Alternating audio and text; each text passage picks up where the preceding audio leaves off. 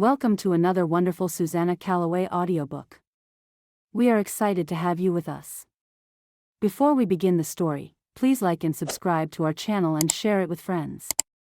This allows us to continue adding free clean Western romance audiobooks for you to enjoy. The following title is copyrighted by Susannah Calloway, Western romance author. Now, find a comfortable spot, relax, and enjoy the story. The Bride Who Knew Too Much. Chapter 1. I confess that this is not how I had planned to spend New Year's Eve. I don't know what the new year may bring, but I am hopeful. After the pain of Mother's death last spring, I can only pray that 1878 holds nothing like such tragedy. Now that I am alone in the world, I'm more grateful than ever for my position here at Judge Whitmore's, though I admit I am never entirely certain where I stand with him. He is kind one moment, and brusque the next. I suppose it's better than overfamiliarity, which is another sort of problem, but here I am writing of my gratitude for my employment, when I ought to be hard at work organizing his files. Yes, even though it is New Year's Eve, I am a little behind in my duties, I'm afraid. I'll do my best to make up for it now. Molly Cranford closed her diary with a sigh and slipped the slim volume into her pocket. She couldn't help but think of her mother each time she opened the worn leather cover, embossed with the initials M.H. Miriam Howard Cranford, after whom Molly had been named, had given it to her daughter as a birthday present when Molly turned 10. Now, 12 years later, the inner pages had been replaced some 5 times. The journals were little windows to the past, the quiet, simple life she had shared with her mother in their little flat in Boston. Sometimes, she would pore over them, seeking comfort. Other times, she couldn't bear to look at them and be reminded of what she had lost. She took a deep breath as she made her way out of the kitchen and towards the study. The cup of tea to fortify her for the hours ahead was a poor excuse for supper. If the cook had still been in attendance at the house, she would have asked whether she might not have any of the gleanings from the rich spread that had undoubtedly been served at the Whitmores' annual New Year's Eve party. But Mrs. Andrews was long gone for the night, and the maids, too. She didn't suppose that anyone was still up and about. She'd waited until the party was nearly over before she let herself back into the house, determined that her duties should be completed that evening and everything put into place for Judge Whitmore to find the next morning. She shouldn't have let herself get so distracted by all the comings and goings of the holiday preparations, she chastised herself. She'd only worked for the judge for 2 months and was still there on sufferance. She had to prove herself. Pulling her warm wool shawl around her slim shoulders, she slipped through the half-open door to the judge's study. Here was the repository of his files, the cases he had seen in the past, the cases he was hearing now, and miscellaneous other legal files that he had told her strictly to let alone. She was curious, she had to admit. What sort of legalities might a judge be concerned with, if they were not directly involved with his cases past and present? Molly had a certain amount of experience with legal matters. Her previous position had been as a secretary for Mr. Hammond, a kindly old lawyer, and it was on his recommendation that the judge had taken Molly on. She wished Mr. Hammond had not retired from his practice.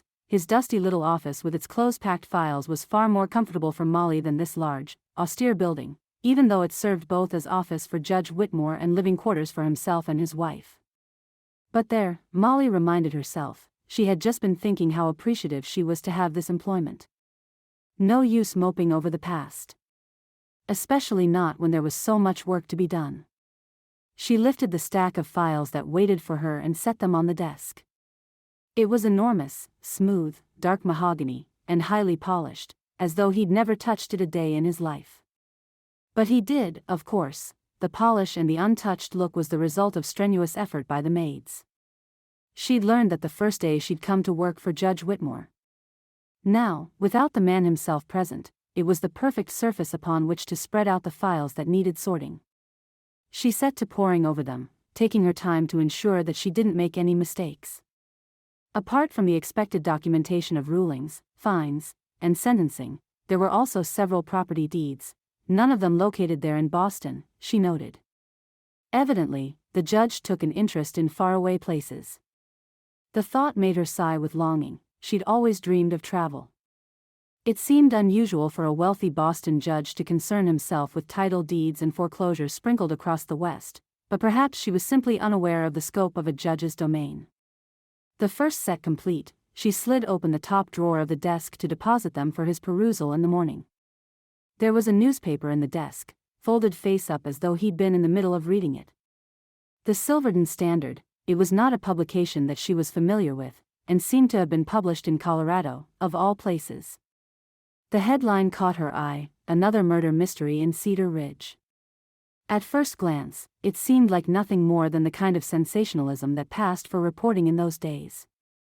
Every time she turned around, there was a story about the horrors and crimes of the Wild West. What was oddest about the paper, she realized, was not the story, but the fact that the judge had evidently been taking notes on it.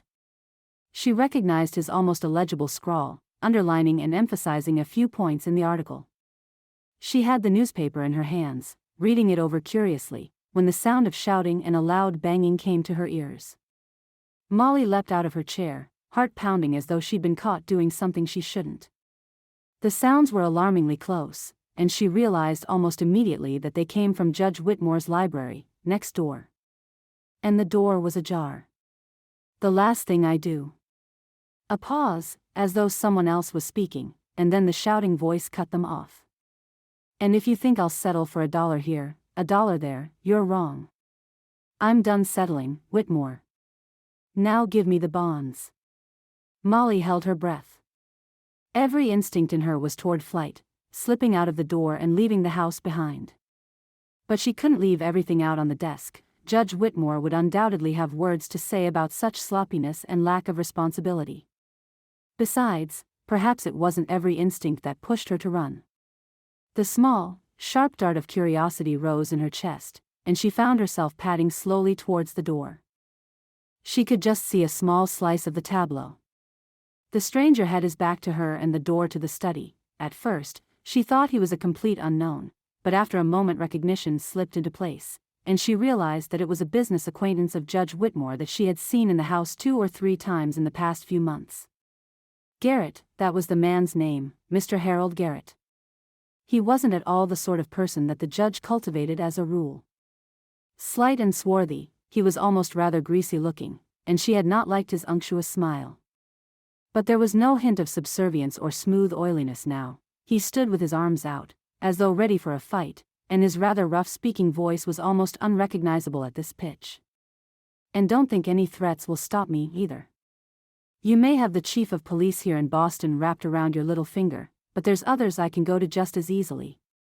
Others who'll pay attention when I tell 'em how the good old judge has made his money." He laughed, a sneering sort of laugh that made Molly's hair stand on end. "And what do you reckon Mrs. Whitmore will think of it, eh? I'll bet you anything you like that she'll be so shocked she won't hesitate to ask her lawyer for a divorce. Just think about it, Whitmore, you'll lose your business and your wife's wealth all at once. I'll pass by you on the street, and I won't even toss you a nickel for a cup of coffee. You wouldn't dare." She could hear the judge speak now. His refined voice was just as calm and quiet as ever, that faint almost English accent the result of college years in Great Britain. "You're in it just as deeply as I am, Garrett." "Maybe so," said his colleague, with another laugh. "But of the two of us, Judge, you've got more to lose." He held out a hand. "Now give me those bonds." Molly held her breath. She could see the judge's face, seeming to hover over the shoulders of the other man. He was framed almost picturesquely, with the window on one side and a small side table bearing a bust of Aristotle on the other. He was quite still and silent for a moment, thinking, she knew. Thinking over the best options. Her heart sank. If the judge was innocent of any wrongdoing, surely, he would have simply turned the man out. No, he must be guilty of something, though she knew not what. Her employer was just as crooked as the criminals he sentenced to jail, and to death. At last, the judge nodded. His eyes were just as cold as ever, and he showed no sign of shame, as though he had planned on this the whole time. "You're welcome to them, of course," he said. "You had only to ask, Mr. Garrett. These threats and shenanigans are unnecessary between the two of us. After all, We have been colleagues for some 15 years. He lifted his chin, indicating something beyond Molly's line of sight. The bookshelf there, in the corner. Second shelf from the top, on the right, the black ledger. The stranger turned to look, and she caught a flashing glimpse of his features, distorted now by greed rather than his earlier rage. Before he could so much as take a step towards the bookshelves, the judge was in motion, lifting the bust from the table at his side and leaping forward with surprising agility for a man of his age and dignity. He struck down Garrett with the heavy marble and stood over him, utterly silent and immediately still again, as though he had done nothing more significant than light a match for his pipe. It was all over in the space of a split second, and Molly's gasp came hot on the heels of the action. With wide eyes, she stared at the scene in horror, and her heart shrank within her as the judge looked up, cold eyes narrowing, and spotted her at once. For a moment, they stood in absolute stillness. Then Judge Whitmore said, "I suppose you saw it all." Molly could not bring herself to speak.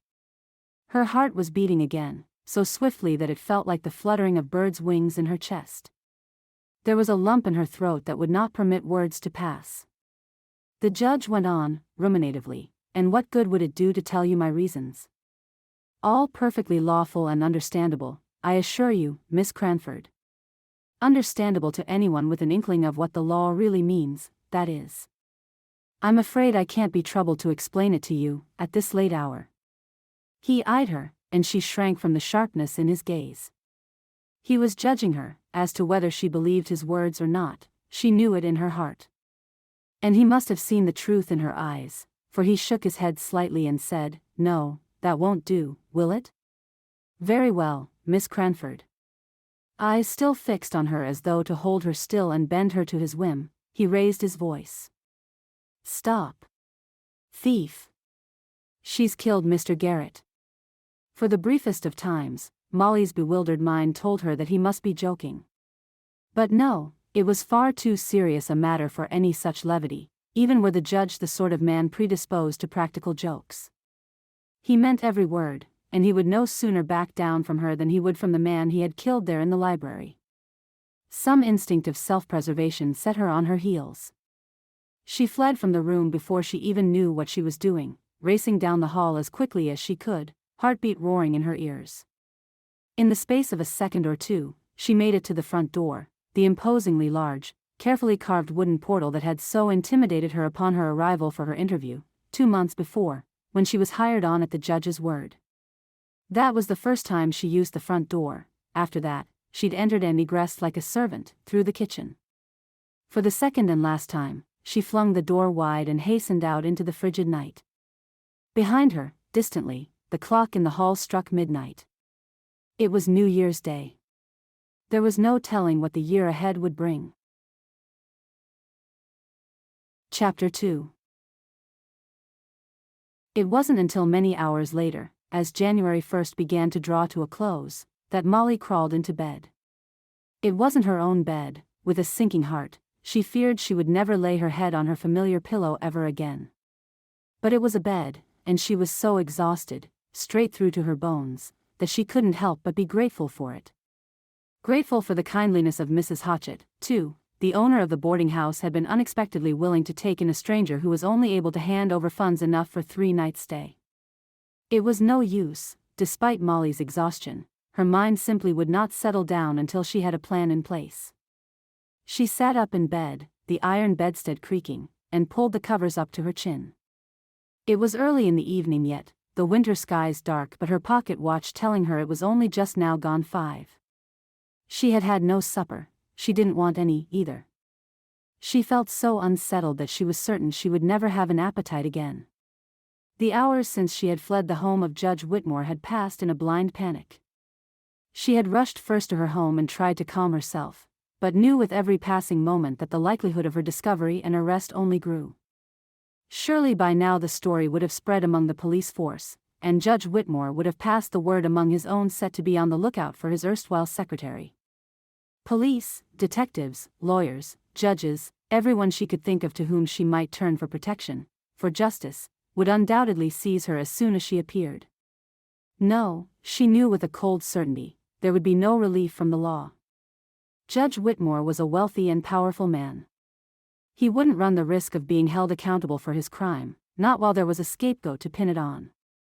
If she stayed in Boston, he would inevitably hunt her down. She had to leave Boston. The thought filled her with a strange, heady mix of terror and excitement. Throughout her whole life, she had dreamed of going elsewhere, leaving behind the city of her birth and striking out into the great unknown. But fleeing from a fraudulent murder charge had certainly not been a factor in her imagination. No, she'd dreamed of traveling to some small town in the West, where the skies were vast and open and she could do what she liked, where perhaps some local rancher or schoolteacher or sheriff might fall head over heels in love with her. The thought made her shudder now. No sheriffs for her. It was foolish to dwell on, anyway. The most important thing was to vacate her home as soon as she could and find somewhere to hunker down and think of what to do. And so it was, in the darkness of early morning, she found her way to Mrs. Hotchett's boarding house, on the far side of the city from her old neighborhood. It would have been easier and perhaps more clandestine to check into an inn, but her own common sense told her that those sorts of places would be the first to be searched. No, a few nights at Mrs. Hotchett's establishment should be safe enough. If she could only get some sleep. She had packed few possessions, just the most important things. A few changes of clothes, the set of Dickens that was her only heirloom from her father, and her silver-backed hairbrush. Unsure of her reasons for doing so, she had thrown the newspaper discovered in Judge Whitmore's study on top of everything else in her valise before she closed it. Now, sitting up in bed, she reached for it and spread it out in her lap. It was certainly a strange thing to discover in the desk drawer of a well-to-do Boston judge.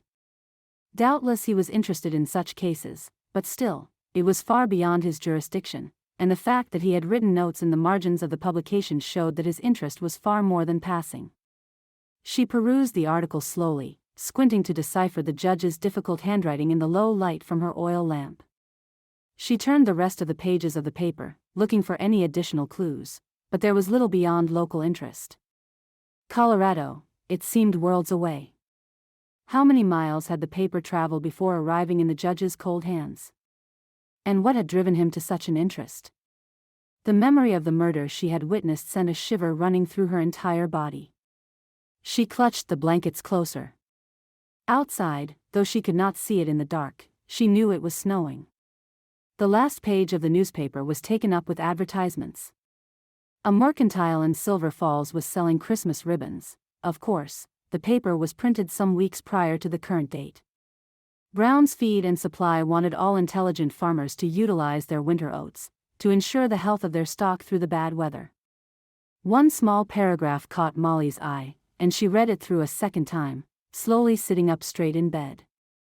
Responsible, honest, trustworthy bachelor seeks responsible, honest, trustworthy bride.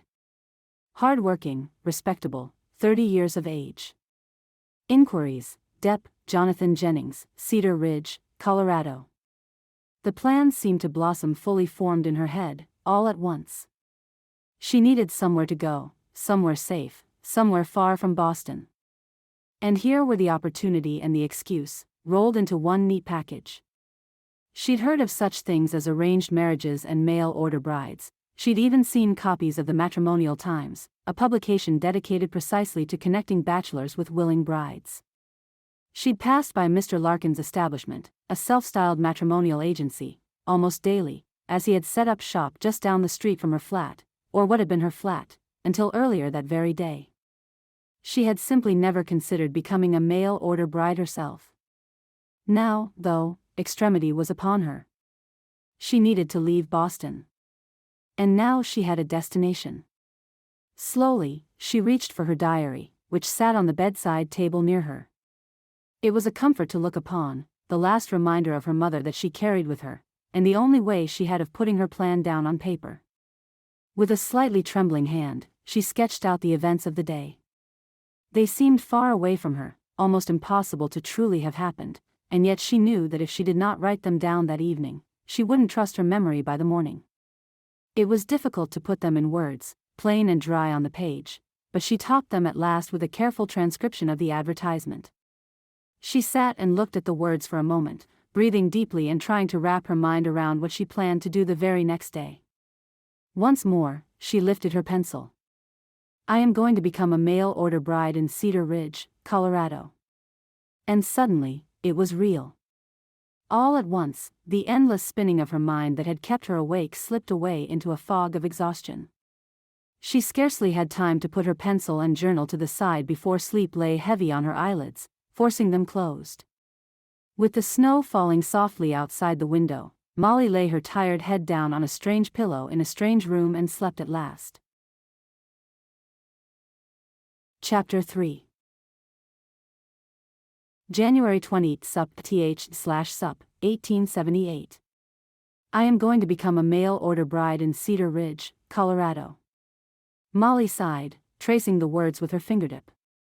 It seemed ages ago since she had first written those words, wrapped in blankets in Mrs. Hotchett's boarding house, the horror of what she had witnessed still fresh in her mind. Weeks had passed since then, and though she had not had the time to write in her diary every single day, she closed each entry with the same sentence. I am going to become a mail-order bride in Cedar Ridge, Colorado. It felt like a mantra, a reminder of her purpose. Even more important now, she told herself, closing the book, as she finally drew close to her destination.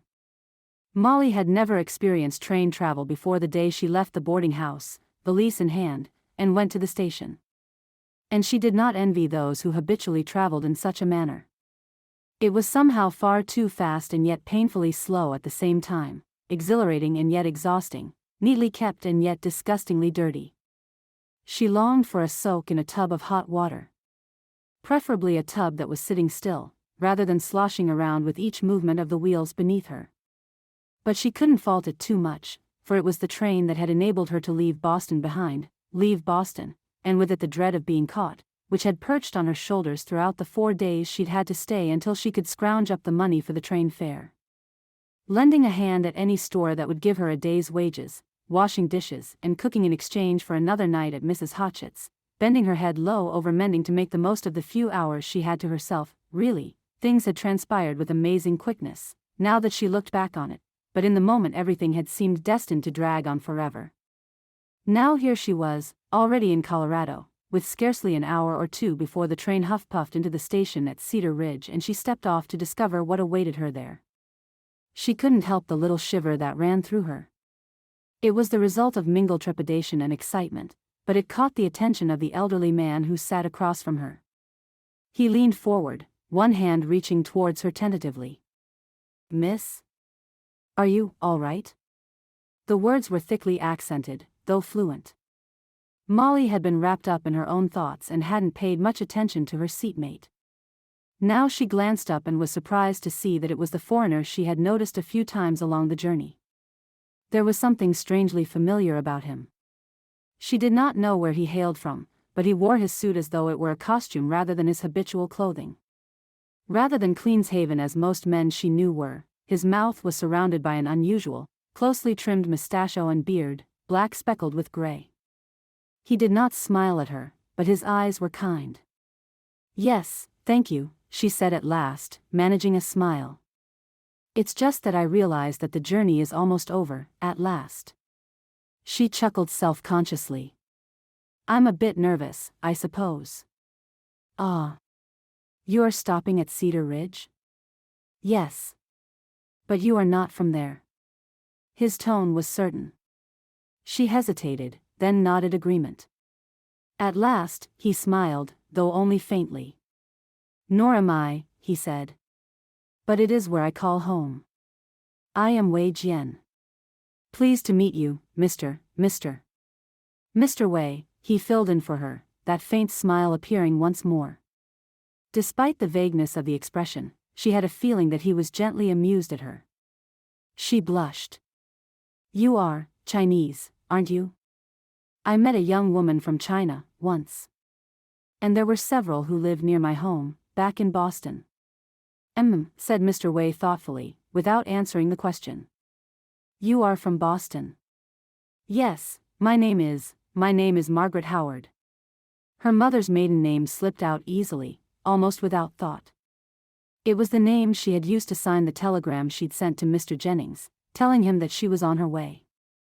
Of course, it would be unwise to go by her true name, when so many were on the lookout for Molly Cranford, but it still felt so duplicitous that she knew she was blushing even more hotly. She'd never been very good at telling a fib. Would that prove to be her downfall, even though she had done nothing wrong? "I am pleased to make your acquaintance, Miss Howard. I am returning from Boston, myself." His tone was very formal, she noted, but she realized simultaneously that it was almost certainly due to his needing to take care with the language. It was not his mother tongue, after all. "But you live in Cedar Ridge?" she asked. "Yes. Cedar Ridge is my home now." Molly wrapped her shawl a bit more tightly around her shoulders and mustered a smile. "It'll soon be mine, too," she said. But the last thing she wanted to do was explain herself to a stranger, even a kindly one such as Mr. Way. He was too polite to ask outright her reasons for traveling so far, but she could see a faint glint of curiosity in his eyes. She hurried on. "Do you have family in Boston?" He shook his head. "No, my family is waiting for me in Cedar Ridge.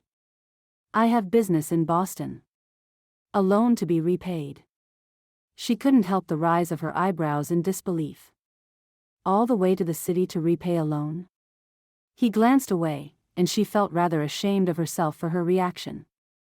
"A loan must be repaid, if a man is to retain his honor," Mr. Way said to the window. "No matter what path he must tread, it is himself he must look in the mirror." "Of course. I didn't mean to imply, I just meant that it was quite a long journey. I'm glad that it's over now, and you can go home to your family." She smiled at him hopefully, and to her relief, he smiled back after a moment. "Yes," he said softly. "It is good to have it done. I hope I will have a chance to meet your family in Cedar Ridge," she went on, still feeling the need to make amends for the awkwardness. "If you wish to, I am sure that you will have the opportunity. Cedar Ridge is not a large place." "Tell me about them," she urged him, smiling. "I'd like to get to know more about the people, and the town, too, since it is to be my home." It took some effort to draw him out, but as they spoke, he gradually began to relax and seemed to drop his guarded manner. He had several family members waiting for him, a wife and 5 children, the youngest 10 years old, the oldest 22. 2 grandchildren. A nephew, his wife, and their children. Mr. Way owned a small grocer, which he had opened up upon his arrival in Cedar Ridge 10 years prior. His nephew had part interest in a feed store, shared with another member of the Chinese community, which was small but thriving in Cedar Ridge. Many of them had come to work on the railroad, which had been completed only 5 years before. Some of them had moved on, following the railroad and their employment. The rest, having put down roots, had stayed, opening businesses and taking jobs in the community. The life of the immigrant was not easy, Molly knew, though Mr. Way did not say so directly. But Mr. Way and his family and friends were determined to make the most of the future they had come to America to find. She nodded at him as he drew to a close, giving him another smile. "I'm very glad to get to know one of my new neighbors," she said. "And I wish you and your family all the best in this new year, Mr. Way." He tilted his head to one side and smiled, that vague and knowing smile that she was beginning to become familiar with. "Oh, it is not the new year yet, Miss Howard." "But it's January 20th, she pointed out. He shook his head slightly. "New Year for you is January 1st, he said. "Chinese New Year is February 10. It is all yet to come." The thought of it made her smile, and wince, at the same time. "All yet to come," she repeated back in a near whisper, thinking of everything that had already transpired in her own new year. It was alluring, and yet worrisome, to think that there might be a fresh start still ahead. But already, she told herself, she was learning new things. New customs. She'd never had a chance to get to know the immigrants who lived near her in Boston. She'd been far too busy trying to scrounge a living. And here, before she'd even arrived in Cedar Ridge, she'd been taught an entirely new tradition about a culture she ought to be familiar with. She promised herself she would pay more attention to the world around her, now that she was out of Boston. And the first thing to pay attention to was the town of Cedar Ridge. They were arriving at last. To her tired mind, it looked like little more than a cluster of houses and buildings, all rather shabby. The train puffed past the outskirts and came to a stop at a wooden platform, built a few feet off the ground, just enough to keep the boots of the travelers out of the mud. The mud was far too frozen to be much of a concern, anyhow. The first thing she noted as she stepped out of the train was that it was snowing, and frigid cold. She tugged her shawl around her more tightly and tucked her hands into her folded arms, her valise at her feet. Nothing but cold and snow and the pale winter light of mid-afternoon. Her heart started to sink, despite her determination to make the best of her circumstances. Was no one there to greet her? She had sent the telegram off as soon as she could, hoping it would arrive in time. A tall figure at the edge of the platform turned toward her. A black hat pulled low kept the snow from his face, but it also obscured his features. She could see nothing of what he looked like, only gathering a hazy impression of well-formed, broad-shouldered strength before something silver winked at her from his chest. Her blood seemed to freeze in her veins, her heart freezing in turn, a sheriff's badge, glinting in the light of the falling snow. She'd been discovered. Even here, 1,000 miles from the scene of the crime that she had witnessed, the law had found her. She turned so fast that she nearly made herself dizzy, but the train was already beginning to pull away from the platform. There was no point in stopping for more than a few minutes in a place like Cedar Ridge, not when there were more important destinations further west. With this doorway to escape closed to her, she turned again almost blindly, seeking a way out, anywhere, as long as it was away from the tall man wearing a sheriff's star. But he had spotted her now and was heading in her direction. Miss Howard? The name sounded completely foreign to her ears, as though it belonged to someone else entirely, as indeed it did. She hurried for the steps down from the platform, but Mr. Way was there ahead of her, greeting his family. They crowded the way out and cut her off. She turned again, determined to leap down from the platform, although she hadn't the faintest idea where she would go from there, but the tall man had caught up with her now. Miss Howard. A gentle hand caught at her elbow, stopping her in her tracks. Biting her lip, she turned to face him.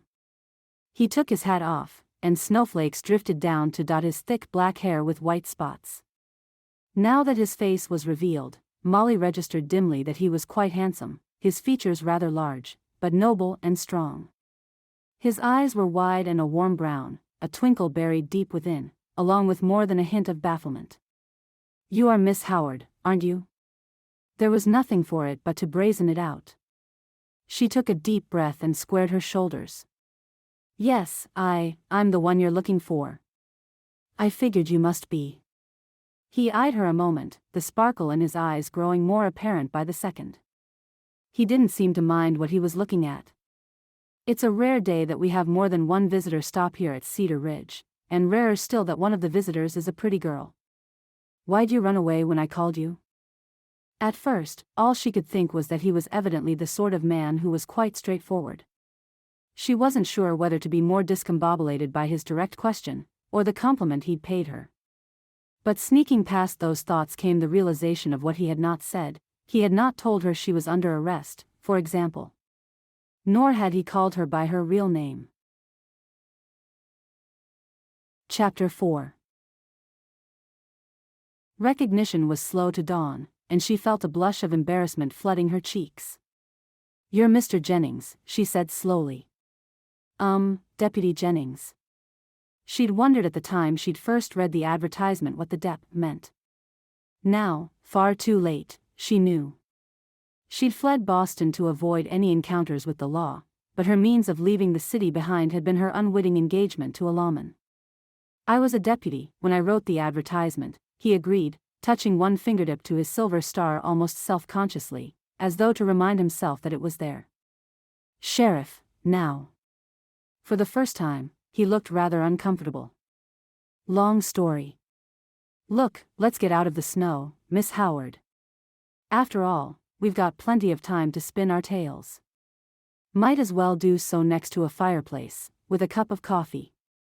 He grinned, and her heart unexpectedly did a small somersault. He was handsome enough as it was, but there was a roguish bent to his smile that was powerfully appealing. "I reckon if there was a small tot of whiskey in the coffee, it wouldn't do any harm to either of us." He bent to take her bag and offered her his arm. Her heart sped up once more as she slipped her arm through his and allowed him to lead her from the platform. In the distance, Mr. Way and his family were making their way back home. Sheriff Jennings turned her the other direction. "I guess you met Mr. Way on the train." "Yes, we chatted a bit. He told me about his family in Cedar Ridge." Jonathan Jennings nodded. "Good," he said, approvingly, and she had the momentary sensation that she had been put to the test without realizing it. "He's a good man, Mr. Way. And his family are decent and honorable, too. Can't say as much for everyone in Cedar Ridge, I'm afraid." He glanced at her swiftly. "Not that I want to scare you off, Miss Howard." If he kept calling her by her mother's maiden name, Molly knew, she was bound to slip up and forget to respond to it. At the moment, she felt as though all her senses were heightened by her recent alarm, but there was only so much alertness she could muster. Already, exhaustion was beginning to run through her bones, and the prospect of a seat beside a roaring fire, with coffee, even with a tot of whiskey, sounded heavenly. "Please, call me Molly." He glanced at her again. "Molly? Short for Margaret, I guess." She bit her lip. "Yes. All right, then, Miss Molly, you'd better call me Jonathan." "Oughtn't I to call you Sheriff Jennings?" she murmured. He laughed. "If you do, you'll be the only one.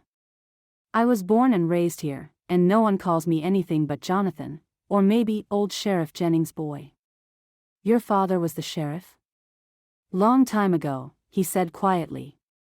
He fell silent after that, leading her along through the town, and she took advantage of his abstraction to take in her surroundings. Now that she was amid the buildings, they were even more obviously weathered and worn, the boards rough cut and the whitewash starting to peel at the corners. Some were houses, with candles and oil lamps burning in the windows. Others were businesses, names painted on planks that swung from the rafters: Brown's Feed and Supply, Cedar Ridge Mercantile, J.B. Roper, Dressmaker and Haberdasher. She wondered where the sign was that said Wei Jian and Sons, Greengrocers. "Here," said Jonathan Jennings, abruptly, coming to a stop at a building on the corner. She squinted up against the snow. The sign was posted above the overhang, and she could just barely make it out. Jailhouse. A chill ran through her, despite everything to the contrary. For the briefest of seconds she was certain that he was going to lead her inside, shut her in a cell, and leave her there to cool her heels until someone came to drag her back to Boston. Perhaps he would telegraph Judge Whitmore himself. The thought froze her to the bone. "If you don't mind," Jonathan said, turning to her, "when you're rested up some, well, it's embarrassing to say it, but I could use some help." He grinned sheepishly, and Molly forced herself to relax. "I've only taken over the position as sheriff in the last few months, and there's a mountain of paperwork to go through. Haven't got myself a deputy yet." "How are you with paperwork, Miss Molly?" The thought of the mountain of files she'd left scattered on Judge Whitmore's desk flew through her mind. She shoved it away. I don't mind learning," she offered, along with a rather weak smile. This seemed to be more than he expected, for he looked absolutely delighted. "That's just great. I had a feeling, when I got your telegram, that things were going to work out just fine. Now, we've got a lot to learn about each other, and I figure it's best to put off our wedding until we're both comfortable with it." Was that a faint blush, high up on his cheeks? It made for a change, for Molly to be the one observing a blush instead of experiencing it. She couldn't help staring in fascination, tinged with amusement. "I mean, now that we've met, I reckon I should ask you, make it official. Will you marry me, Molly?" The question was strangely incongruous, in this setting. They'd just been introduced, after all. But he had written for a bride, and she had telegraphed that she was willing. The rest of his words began to sink in, and she couldn't help but appreciate the sentiment behind them. He didn't want her to rush into anything. He wanted her to be sure about him, and he wanted to be sure about her, in return. Gratitude for this thoughtfulness suffused her with warmth. Hot on its heels came a sensation of shame and guilt, for of course he couldn't trust her the way she already trusted him. She couldn't even tell him her real name, for fear of the consequences. And the fact that she had done nothing wrong, that she had been wrongfully accused, carried little weight against the memory of what he'd written in his advertisement for a bride: responsible, honest, trustworthy bachelor seeks responsible, honest, trustworthy bride. She had already failed him. Yes, she managed, turning her gaze away. I will marry you. But you're right. Perhaps it is best to wait a little while. He nodded, a smile spreading across his face as though he couldn't help himself. Without questioning her change of tone, he led her on down the street. The little house next to the jailhouse, he pointed out, was his own home, the place where she would soon be mistress. And on just the next block up was Mrs. Adelaide Porter's boarding house. I reckoned it would be the most comfortable place for you, until we're married and settled, he explained, pausing on the veranda. He searched her eyes as though looking for acceptance and reassurance. I hope you don't mind. The house was large and sprawling, but well kept. Lights blazed from every room, and the whole place looked so warm and inviting that Molly felt tears of longing spark behind her eyes. She gave Jonathan Jennings a rather watery smile. No, I don't mind, Hey, now, he said hastily, putting an arm around her and pushing open the door with his free hand.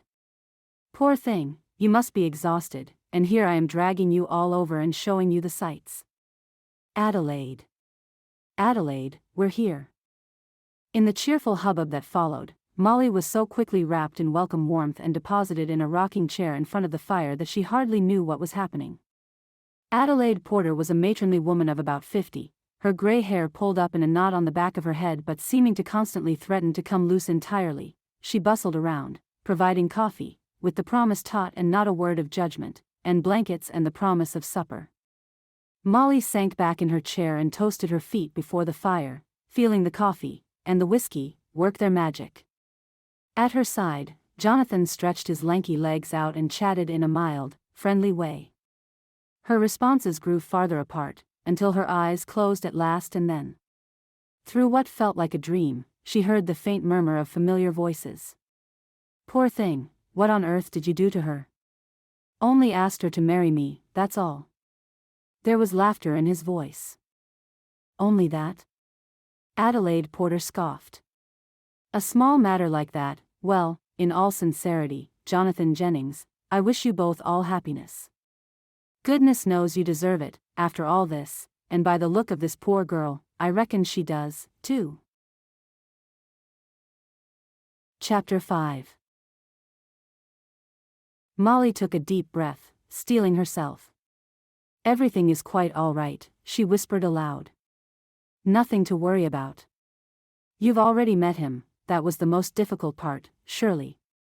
And perhaps you didn't give such a good account of yourself, falling asleep as soon as you sat down, but he seems like an understanding sort of man. All of it was true, but it didn't make it any easier to raise her hand and knock on the door. She was inching towards the action when the door swung open, seemingly of its own accord, and she gave a yelp of surprise. On the other side, just inside the jailhouse, Jonathan Jennings grinned at her. Sorry about that, didn't mean to startle you, he said. I saw you coming through the window and thought you might need a little help, that's all.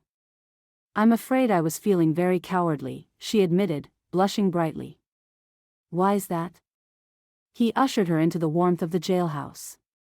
It was one big room, with 2 desks and a chest of drawers to one side and 2 small jail cells to the other. A fire burned merrily in the hearth in the far corner, with a kettle bubbling away atop it, the scent of coffee wafting from the opening.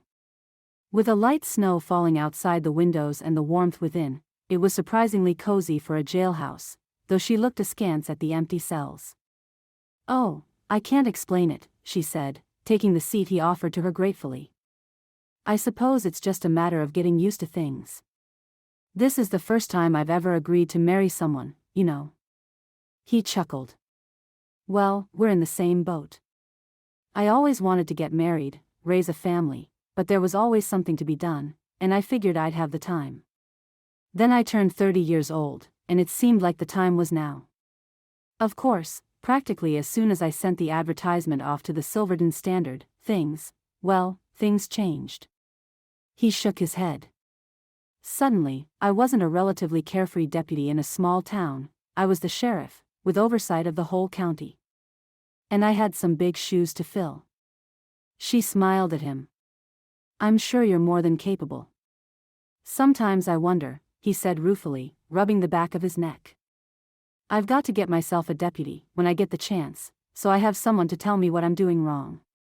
He smiled back at her, but it was clear from the distance in his eyes that he was thinking of something else. What happened to the previous sheriff? She asked gently. Jonathan seemed to shake himself out of it, leaning forward. Oh, you don't want to hear about that? No, I don't want to, but perhaps I should. If there are dangers to lawmen here, I feel that I ought to know about it. After all, I'm engaged to one. His warm dark eyes darted up to meet hers, and she felt again the sensation of her heart turning over in her chest. There was something about the intensity of his gaze that made her feel as though he'd looked straight through her, and liked what he saw. All right, he said. I don't want to scare you, but you might as well know that there are rough elements here in Cedar Ridge, the same as anywhere else. I reckon even a grand old city like Boston has, She winced at the sudden image that flashed before her eyes, Judge Whitmore, striking down Garrett right in front of her. Jonathan's brow creased in concern, but she shook the memory off and straightened up. Yes, she said. Even Boston. He was hesitant, but nodded, accepting this for what it was, an invitation to move on. Well, Sheriff Parker got on the wrong side of some of those elements, I guess. Is it so dangerous here in Cedar Ridge? I pictured the West very differently, wide open spaces and gentle cowboys. It's romantic of me, I suppose. Well, there are wide open spaces, Jonathan agreed. But you're right, it is a romantic notion, and not exactly true. More bandits than cowboys, I sometimes think. Bar fights and rough and tumbles. And Sheriff Parker tried to break up a rough and tumble, I suppose? He shook his head. No. He wasn't killed in the line of duty. He was murdered. Someone shot him in the middle of the street and rode off before anyone could catch him. I was away from Cedar Ridge at the time, following up a complaint from one of the miners out west of town. When I came back, there was a crowd all standing around, and Parker was in the center of it. His lips thinned and tightened, his distress easy to see. She fought off the impulse to reach across the desk and take his hand. Not the first time I've seen a good lawman be struck down, he finished quietly. But it doesn't get any easier. Struck down, once more, the memory of Judge Whitmore's actions, the cold-blooded murder of Harold Garrett, the body falling with such a final-sounding thud to the wooden floor of the library. This time, it was nearly impossible to force the memory away. She nearly leapt out of her chair when Jonathan leaned forward once more and took her hand in his. What is it, Molly? He asked, voice low and gentle. You're white as a sheet. What's wrong? Molly shook her head. It was on the tip of her tongue to confess it all to him. He had been so understanding and kind thus far, it was nearly impossible to believe that he would turn her in the moment she told him her true name. Surely, he would give her the chance to explain herself. But though she wanted to tell him the truth, she couldn't bring herself to speak the words. Not yet. And perhaps, she knew miserably, not ever. Nothing, she managed, forcing a smile. Only it just came over me all funny, all of a sudden, to think of folks, to think of a man, a normal man, committing such a horrible act. Jonathan's mouth turned down at the corners. No normal man would do it, he said. It takes a special sort of wicked, I think, to commit a murder in cold blood like that. It's one thing to shoot to defend yourself or your family, and another to give into rage for just long enough, but to plan it out, and to carry it out, without a second thought, he shook his head. I'll do anything to keep you away from men like that, Molly. He squeezed her hand reassuringly. He meant it. She could hear the sincerity in every syllable. But her heart sank even as she gave his hand a squeeze in return.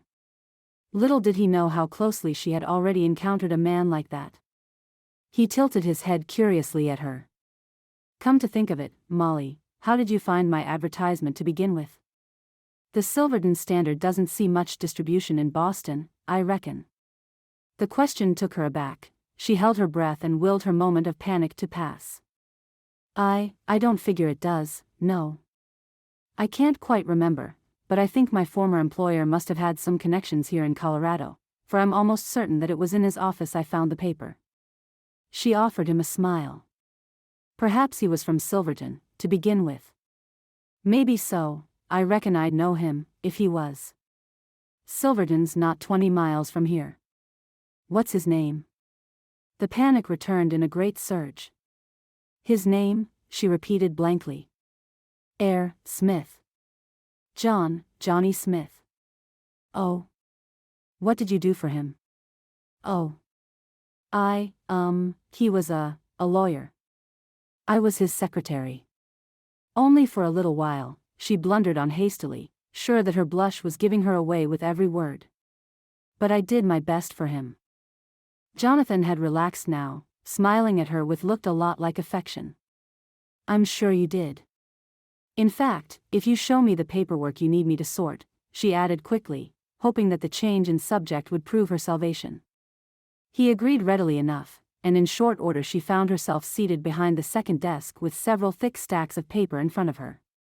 Her heart sank a little. Compared to this, the work she'd fallen behind on for Judge Whitmore was nothing.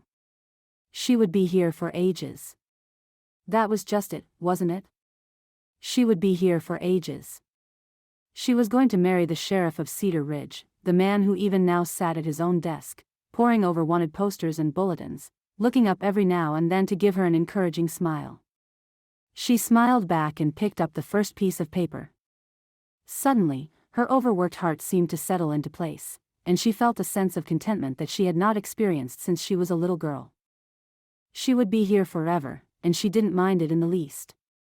She was, after all, safe and warm and in good company. Chapter 6. By lunchtime, she had made it through about half of the first stack, and things were beginning to look a bit more organized. With Jonathan watching over her shoulder, she pointed out what each stack signified. Wanted posters, bulletins from the past 6 months, bulletins from prior to that, arrest warrants, and these over here, Jonathan, I was curious about. She picked up the slim stack and passed it to him. They look like deeds of property, the sort that should have been filed in a courthouse. It reminded her vaguely of some of the papers she had sorted in Judge Whitmore's office. And she could not fathom the reason for their presence here any more than she could understand why they'd been in the judge's study. Jonathan glanced through them, nodding. We're the closest thing to a courthouse within 20 miles, he said. Silverton has one, it's the county seat. But most folks can't afford to travel over there whenever they need to, and so they bring their papers here and I keep hold of them until the traveling judge comes through, which happens about every year or so. All of these deeds were filed in the past year? Molly said curiously. That seems rather a lot for such a small area. You're right about that. Look, this one's from 10 years ago. And this one from even before that. Jonathan rubbed his chin. I reckon Parker set these aside for some reason. We get complaints from the miners about claims just about every week. Maybe he was researching who the plots really belonged to. I suppose that could be troublesome, in a town like this. Jonathan said absently. He turned one of the pages over, then set the stack down abruptly. I think we deserve lunch, don't you? She smiled and took the hand he held out to her, allowing him to pull her from her chair with a little hop. That sounds delightful.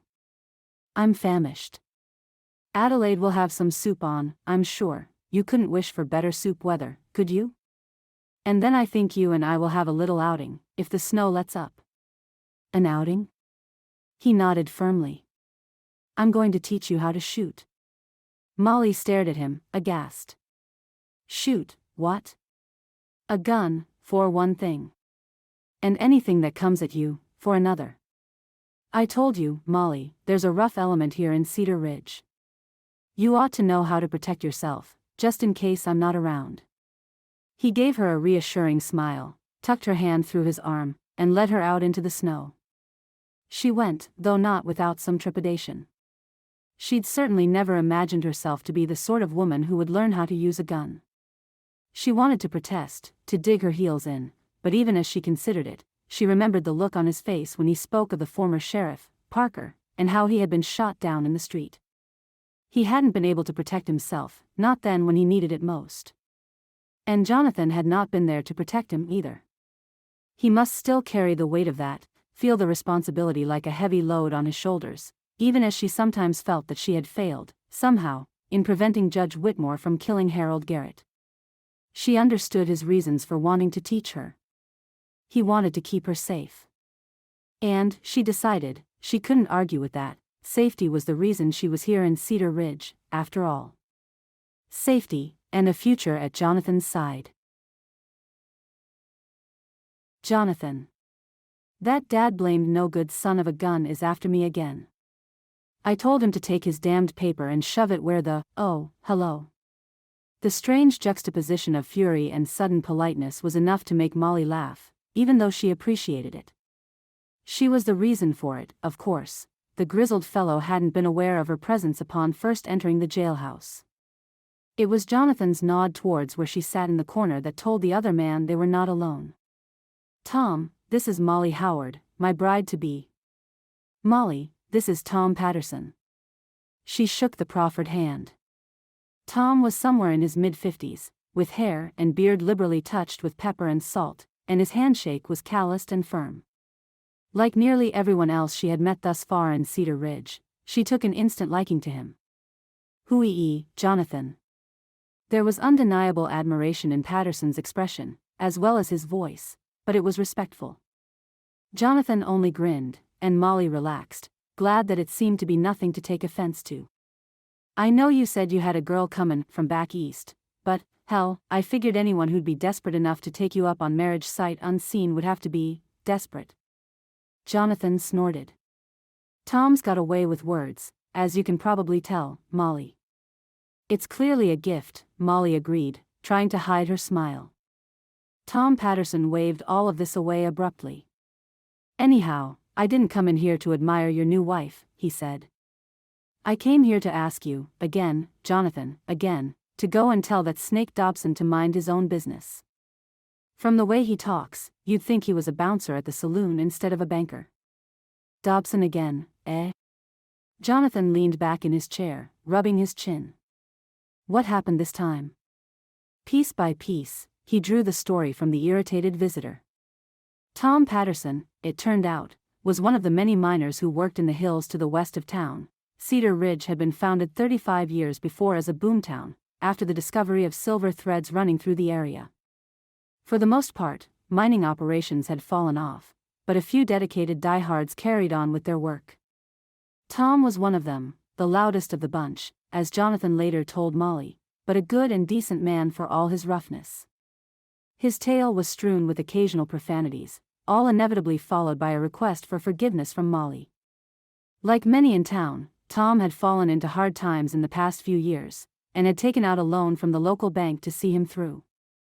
The bank itself, 10 years ago, had fallen into hard times, and was bought out by a larger business that centered in Boston. Since then, deeds had traded hands, loans had been either repaid swiftly or called in to the detriment of the loanee, and things had generally been unsettled, financially speaking, for most of Cedar Ridge. And it's all down to that varmint Dobson. Cyrus Dobson had once been the bank's loan clerk, when the bank had still belonged to Cedar Ridge. Now that it belonged to out-of-towners, he called himself a banker and was appointed to see that loans were repaid on time and according to schedule. Except he thinks he can set the concerned schedule himself, Tom went on, no less fired up at the end of his story than he had been at the beginning. Thinks he's God, or at least a bank himself. He tells me I owe 2 months' payments, and if I don't fork it over and pay him interest on top of it, I'll forfeit the mine entirely. Well, that mine is minutes, Jonathan, minutes away from giving me a silver streak the likes of which have never been seen here in Cedar Ridge, and I'll be half and double damned if I walk away from it now. Jonathan was still rubbing his chin thoughtfully. Do you have the money to pay it off? Of course not, Jonathan. If I was that rich, you think I'd still be mining that lousy claim here in Cedar Ridge? Guess not. Jonathan grinned. All right, I'll have a word with Dobson when I get the chance. In the meantime, try and avoid him, all right? No picking fights, no taking the law into your own hands. Would I ever? Tom made a face of exaggerated piety. And keep your deed in a safe place, Jonathan finished up. His brow furrowed. Molly watched him closely. There was something on his mind, that much was clear. Was it to do with the deeds she had discovered among his predecessor's paperwork? No telling what sort of shenanigans Dobson might get up to. Patterson snorted. He can't very well steal the deed and claim it as his own, can he? I'd have to sign off on it, me or a lawman, like you. I wouldn't do such a thing, you know better than that, Tom. But Dobson, well, he's got an imagination, let's leave it at that. He stood up, nodding at Tom. Go on with you, or he's liable to get to that paystreak before you do. Tom went on his way, his tale told but his ire unslaked. Jonathan reached for his coat, and Molly stood. May I go with you? He grinned at her ruefully. Now, Molly, you don't even know where I'm heading. No, that's true, she agreed, and smiled winsomely at him. But I'd like to come along, all the same. With a laugh, he acquiesced, and the two of them went out into the pale light of the winter afternoon. In the few days since Molly's arrival, there had been snowfall after snowfall. Today, though, the clouds had parted to reveal a wan winter sun. The sun itself was almost sickly looking, the skies nearly white rather than blue, but the sunlight dazzled off the snow as though they were surrounded by millions of cut diamonds. Dobson's office wasn't far away, but the door was locked when they arrived. Jonathan leaned up to look through the window, cupping his hands around his face to get as much of a view as he could. At last he stepped back, shaking his head. No, he's gone. Out terrorizing some other poor soul, I reckon. If he's really such a troublemaker, isn't there anything to be done about it? He shook his head again, reclaiming possession of her arm. He's well and fairly employed by the bank, the Second National, I hear it is. Homed in Boston. One of the bigger schemes, according to the bulletins, coming in and loaning at high interest rates to folks who can scarcely afford to feed themselves and keep clothes on their backs. Everyone thinks they just need a little help to get through a rough patch, and then the bank demands a swift repayment or they'll foreclose. He wrinkled his nose as though smelling something distasteful. Jackalls, feeding off the poor, if I could find a way to shut them down, I'd do it in a heartbeat. In the meantime, all I can do is warn Dobson that I've got my eye on him. They sound awfully corrupt, she said slowly. That's terrible, taking advantage of people they know can't afford to pay. And folks like Tom don't even know it, he said. He and the other miners reckon they're always one day away from their fortune. And maybe they are, but if the bank takes the claim away from them before they strike it rich, it does them no good. Are there many miners here? Oh, about 50 or 60. Used to be well over 1,000, but that was before I was born. My pa told me. She glanced up at him. Have you ever thought of mining yourself? He grinned. What, and leave a high-paying, prestigious, not at all dangerous job like the one I've got now? No, I never gave it much thought. My heart was always in the law, tryin' to see that folks got justice.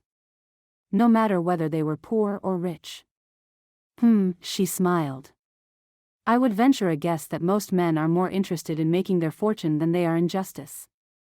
Folks decide what makes them rich, Jonathan told her. Silver and gold, wives and children, or something else.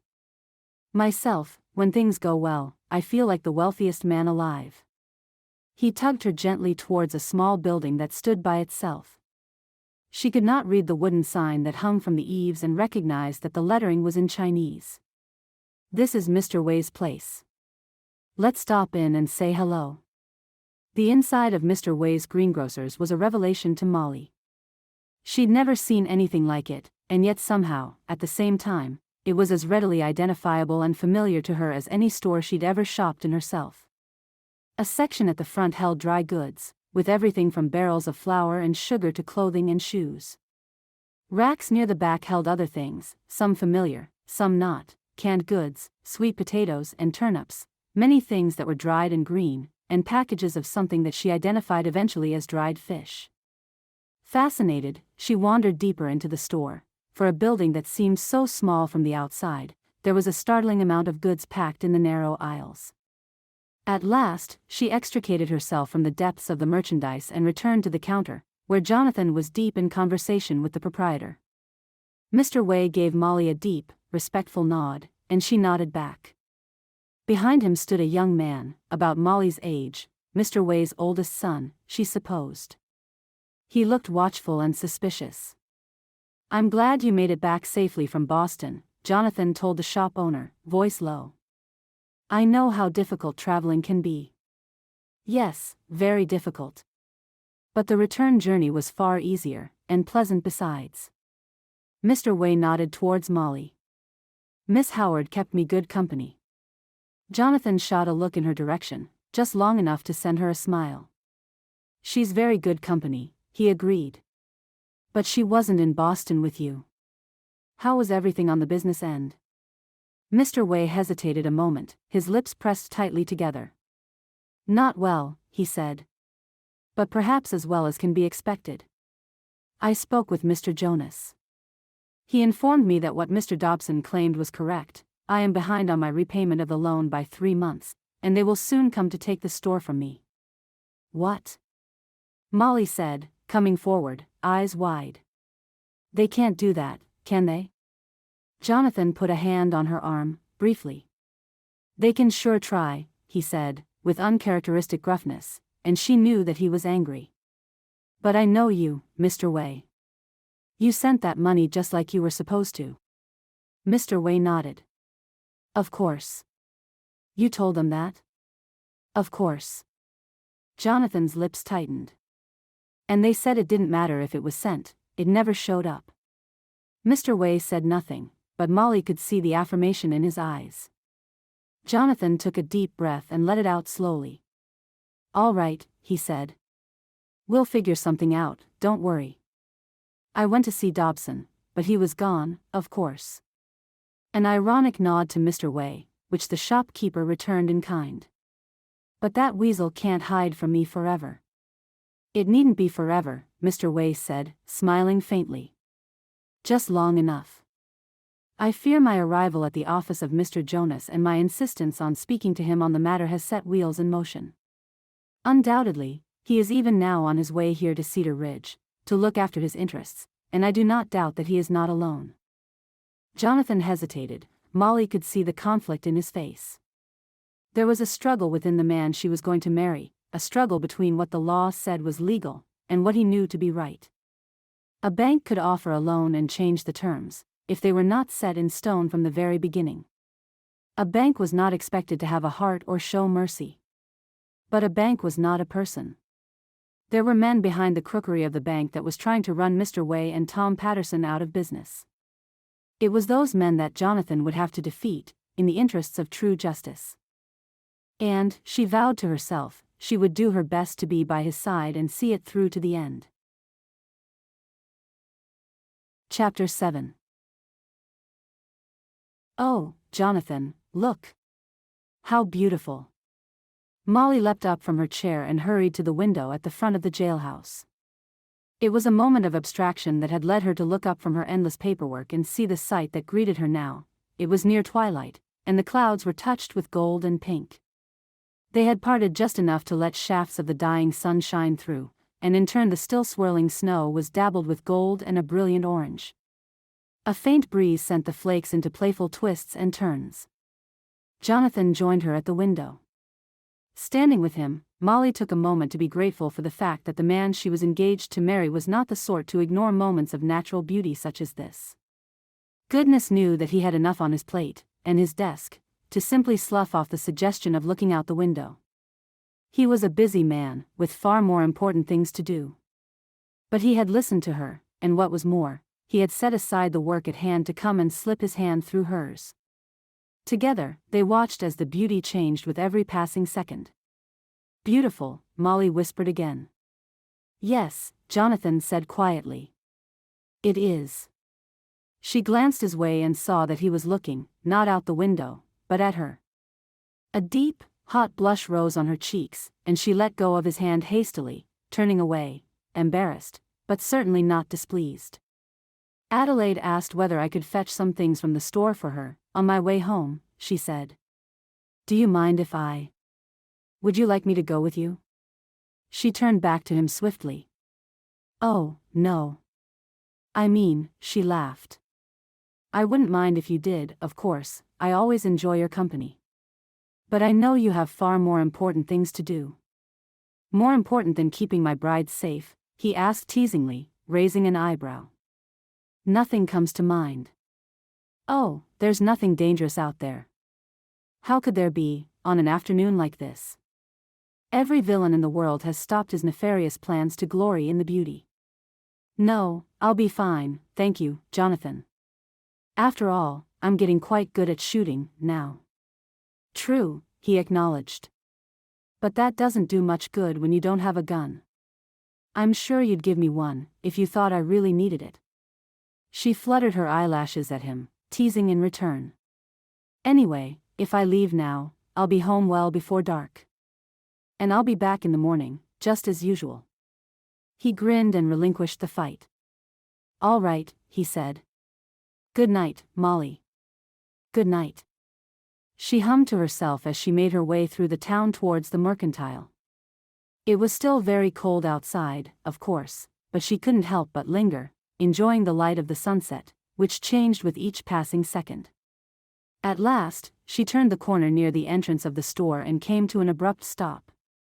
Two men stood just outside the door, heads bent low together, and she knew one of them. For a moment of blind panic, she thought it was Harold Garrett, somehow risen from the dead and come to find her. But a careful look told her that it was not the same man. Of course it wasn't, though there was a superficial resemblance. He had the same sort of oily, false appearance that set her teeth on edge.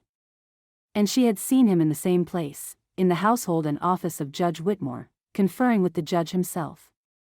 Frantically she tried to place the name, and then it came to her. Jonas. Arnold Jonas. He had presented himself as a detective who worked closely with the judge. But the name was familiar now for a different reason. Mr. Way had spoken it. Jonas was the name of the banker he had gone to see in Boston, to set matters straight about his overdue loan. The wind shifted, and she caught a few of the words spoken by the man she knew as Jonas. Anyway. Listen, Dobson, I saw it with my own eyes, and I'm telling you it's got to be handled, and it's got to be handled now. Her eyes darted to the other man, the one she now knew to be Cyrus Dobson. Former bank clerk, now the Second National's representative for the town of Cedar Ridge. He was tall and gaunt, but had a hunted look to him that suggested desperation and a strength belied by his form. He rubbed his chin, which sported 2 days' worth of growth. I'll do my best, he said. His tone was strangely high-pitched for such a tall man, almost whining. But you tell the man. I ain't going to tell him nothing. He's the boss. He's the one who says what happens.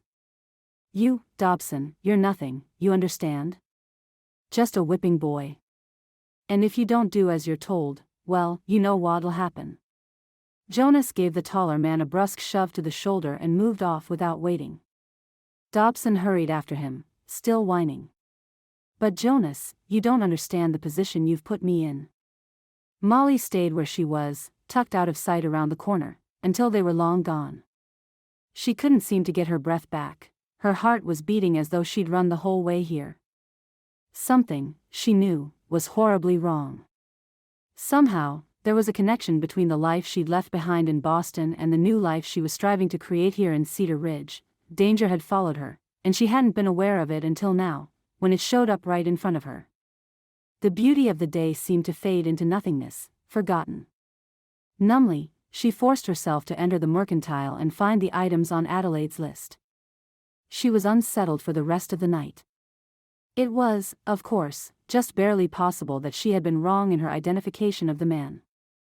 After all, there were plenty of Jonases in the world, it was hardly an uncommon name.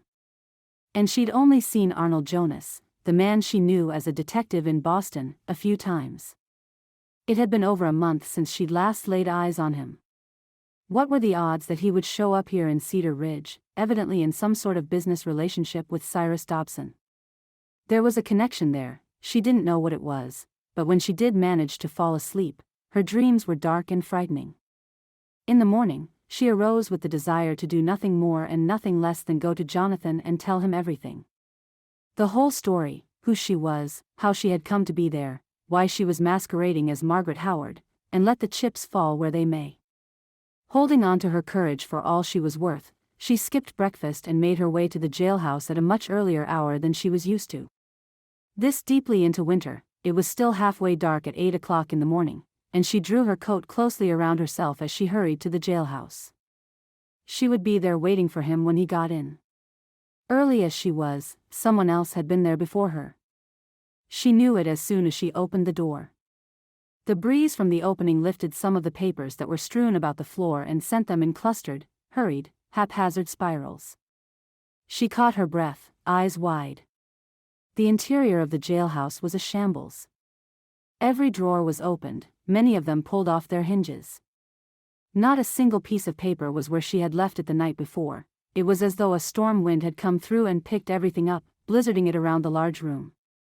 She stared for a moment, then spun on her heel and hurried towards the little house next door, where Jonathan made his home.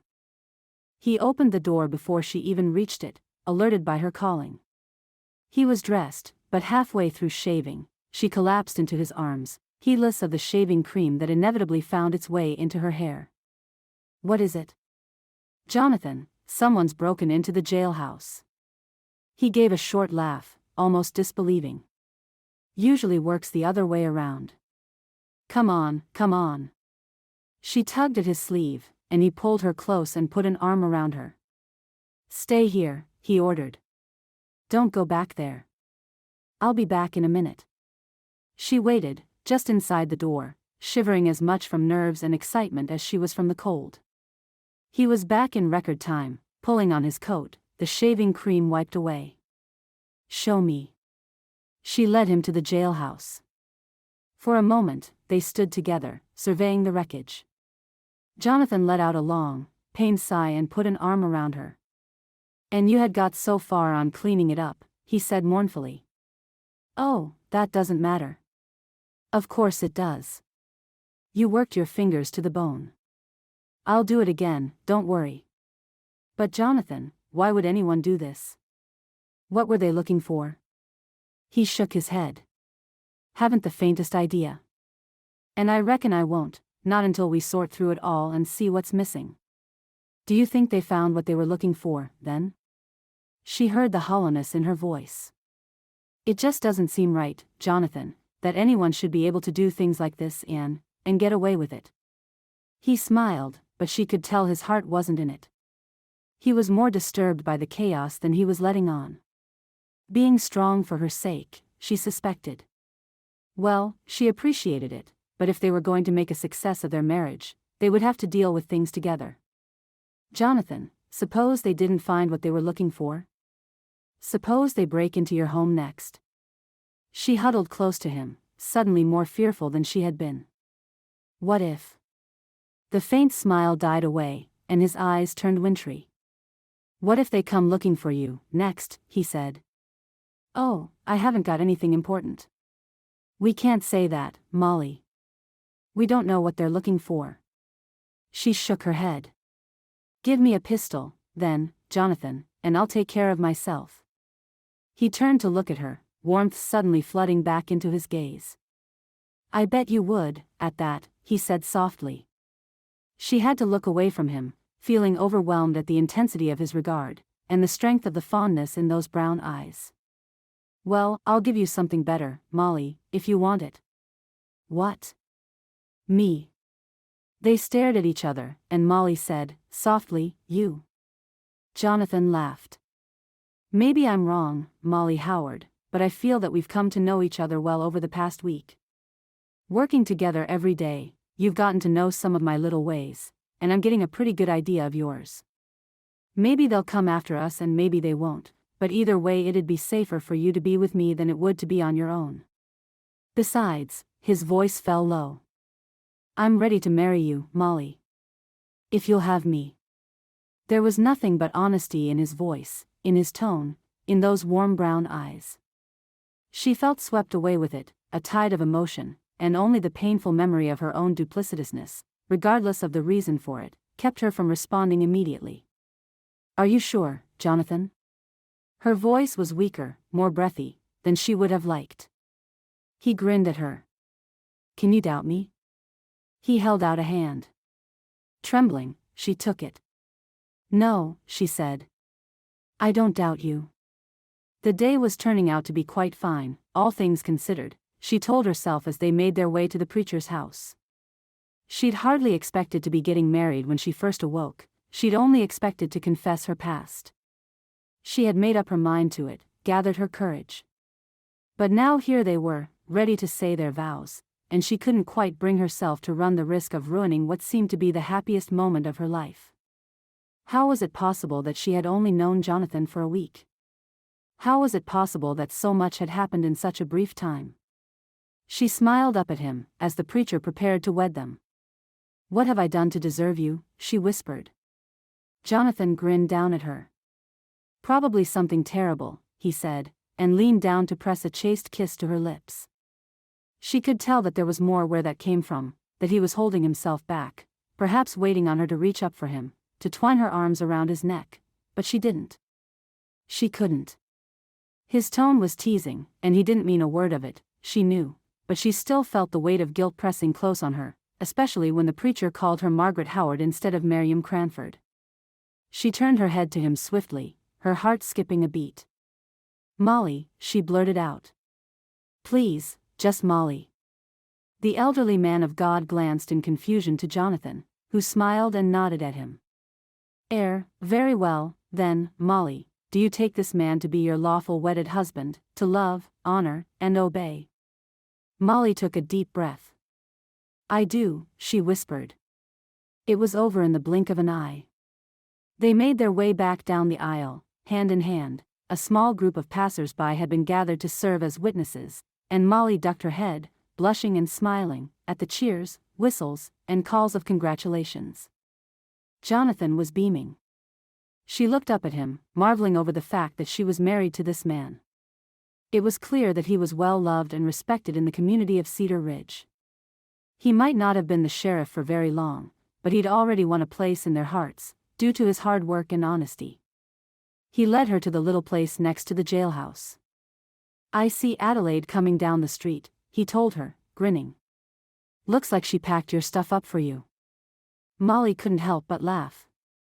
"Don't tell me she was so eager to get rid of me." "I reckon it's more about being happy for us, Mrs. Jennings." He bent down and scooped her up, carrying her easily across the threshold. She laughed, wrapping her arms about his neck, and looked up at him, knowing that her adoration was plain on her face. It was mirrored in his expression. The intensity of his warm gaze made her feel flushed all the way through. He lowered his head, and she knew he was going to kiss her, for real this time, not any careful, chaste peck. "Congratulations, my dear. I only wish you would have told me. I'd have been at that church in my Sunday best in a heartbeat." Jonathan laughed, setting Molly down on her feet.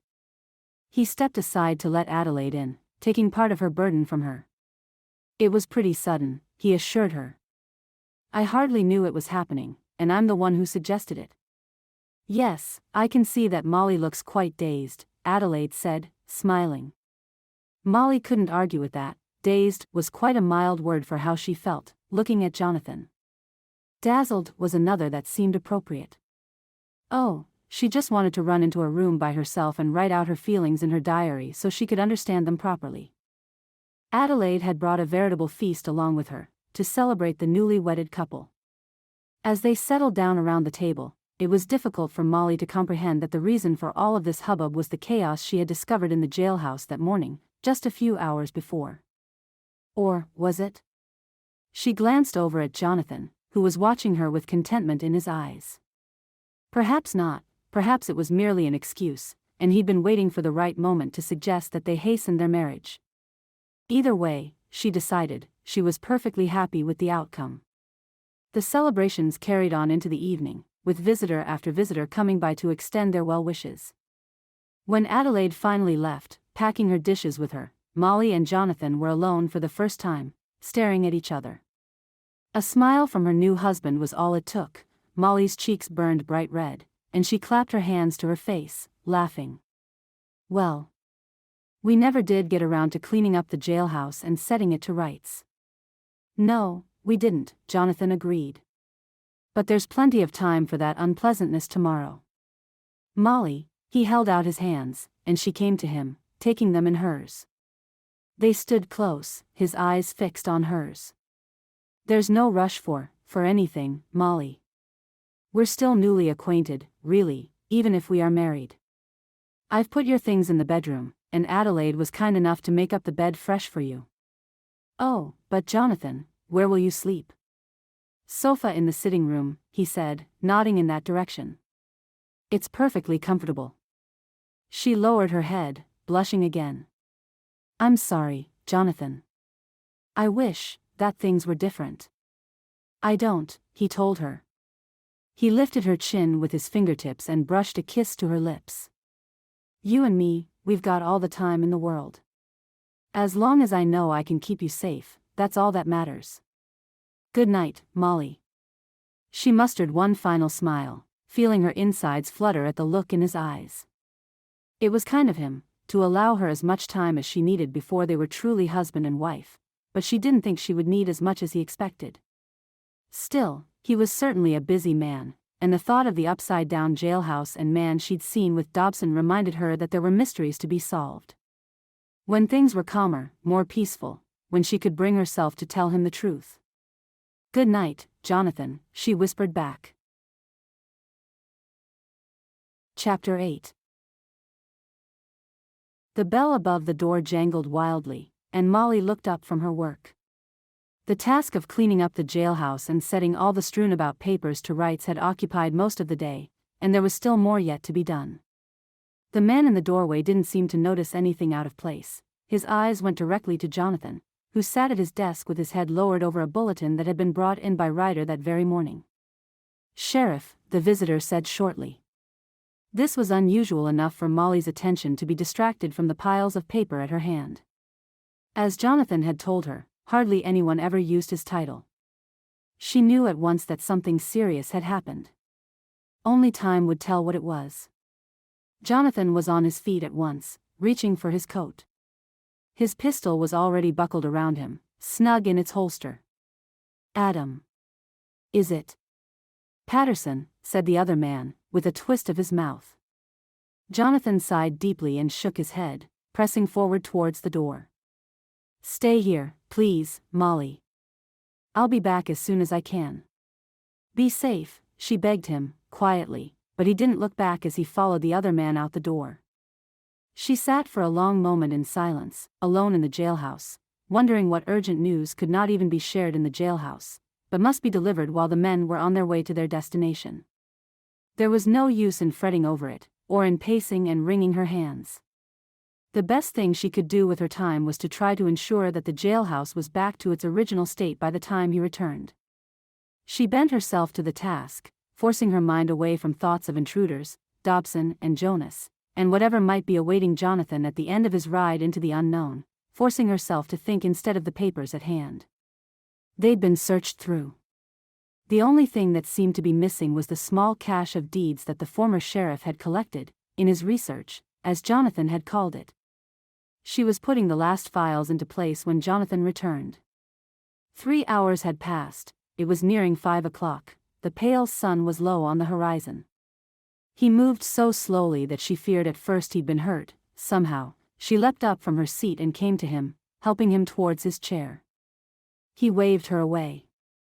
I'm all right, Molly, really I am. You don't look all right. I'm not hurt. Listen, Molly. He took her by the arm and brought her towards him. She sat on the edge of his desk, hands at her sides, leaning forward. Jonathan held on to her for a long moment, searching her gaze. It's bad news for all of us. You remember Tom Patterson? Yes, of course. Outspoken, profane, but strangely charming Tom Patterson, the miner who had come looking for help from Jonathan just a few days before. Jonathan's jaw tightened. He's dead. Molly stared at him, her mouth dropping open. Dead. They found him yesterday. At the bottom of his mine. Maybe he slipped and fell, going down the ladder. Maybe not. Her heart sank. Not another murder. I don't know. I'll have to investigate, but I'm not sure that there's any way of being certain, unless the clues are elsewhere. What do you mean? From the inside of his coat, he withdrew a thick file of papers, handing it to her. This was on his kitchen table, he said. As though he was looking through them shortly before he died, or as though someone wants us to think that he was. Would you go through them, Molly, and tell me if there's anything that might provide a clue as to what happened? She accepted the file and pressed it close to her chest, wrapping her arms around it. As horrible as the reason for this assignment was, she couldn't help but feel a glow. Jonathan wanted her to work together with him, shoulder to shoulder. No, she couldn't go chasing murderers at his side, but she could do what she could, and he honored her with his expectations that she would do her best. I'll go through it now. He put his hand over hers and gave it a light squeeze. Thank you. Poor Mr. Patterson. She sighed as she went back to her desk. Does he have any family? Jonathan shook his head. No, and more's the pity. He always said he was certain he was on the brink of finding a strong seam of silver. Yes, I remember him speaking of it. Well, from what Adam says, he found it. It must have happened shortly before he died, for he hadn't the chance to mine out much of it. But from the looks of things, it's a considerable paystreak. He found his fortune after all, she said quietly. And it may have killed him, Jonathan responded. She paged through the papers, her mind only half on the task at hand. What sort of wicked man did it take to kill another for any reason, let alone something as cold and lifeless as money? Did a fellow miner find out about Tom's luck and try to seize the claim for himself?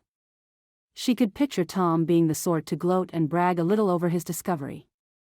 How horrible, to think of him being dead. He had been so full of life and emotion. She caught herself staring at a particular piece of paper for a full 30 seconds before the import of the contents sank in and she drew in a quick breath.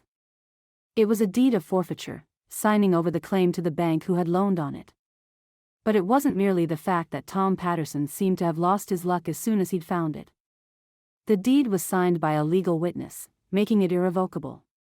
She knew that signature well.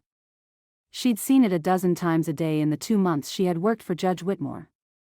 Molly? What is it? She looked up to meet Jonathan's gaze, tears burning in her eyes.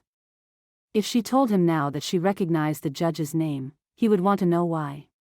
She would have to tell him the whole story in order to alert him to the likelihood that the deed was falsified, somehow. She didn't know what the judge had done, but if he was involved, it was almost certain that the forfeiture was forged, and that Tom Patterson had been murdered. Before she could speak, there was a knock on the door. Jonathan glanced up as it opened. I'm afraid this is bad timing, he said. It's nearly supper time. I'm quite aware, I assure you. The flat accent made Molly's hair stand up on end. Her eyes fled upwards to see what she had feared, the man she'd seen with Dobson, the man she knew as a detective back in Boston. He stood in the doorway, smiling a gentle smile. We're about to head home, Jonathan said briefly. Oh, I wouldn't bother you for the world. It's only that I'm new in town and wanted to introduce myself. He stuck out a hand, grinning. Arnold Jonas. I'm a representative of the Second National Bank. As you are the law here in Cedar Ridge, I thought it only right that I make myself known. I represent several interests on behalf of the Second National, and I intend to see to them while I am visiting your fair city. Jonathan hesitated, hands twitching, before he shook the other man's hand. Molly shrank back in her chair, hoping he would not look in her direction. I appreciate the gesture, Jonathan said. I trust that everything will be handled according to the letter of the law, and the spirit of it, too. Jonas chuckled. I'm afraid I'm only fluent in one of those endeavors, but I assure you, at Second National, we always do our best to ensure satisfaction on the part of all parties. Why, we've agreed to more loans than almost any other bank in the country. Very civic-minded of you, said Jonathan. His lips were pressed so tightly together, Molly wondered that he was able to get the words out. She could tell that he didn't like the newcomer any more than she did, even without her reasons. No matter how she tried to avoid attracting attention, she could not make herself invisible. Jonas turned his head slowly, like a snake, and his eyes caught at her. "I hear that your new wife is from my hometown," he said. "And a newcomer in the area herself. Well, Mrs. Jennings, I'm pleased to make your acquaintance.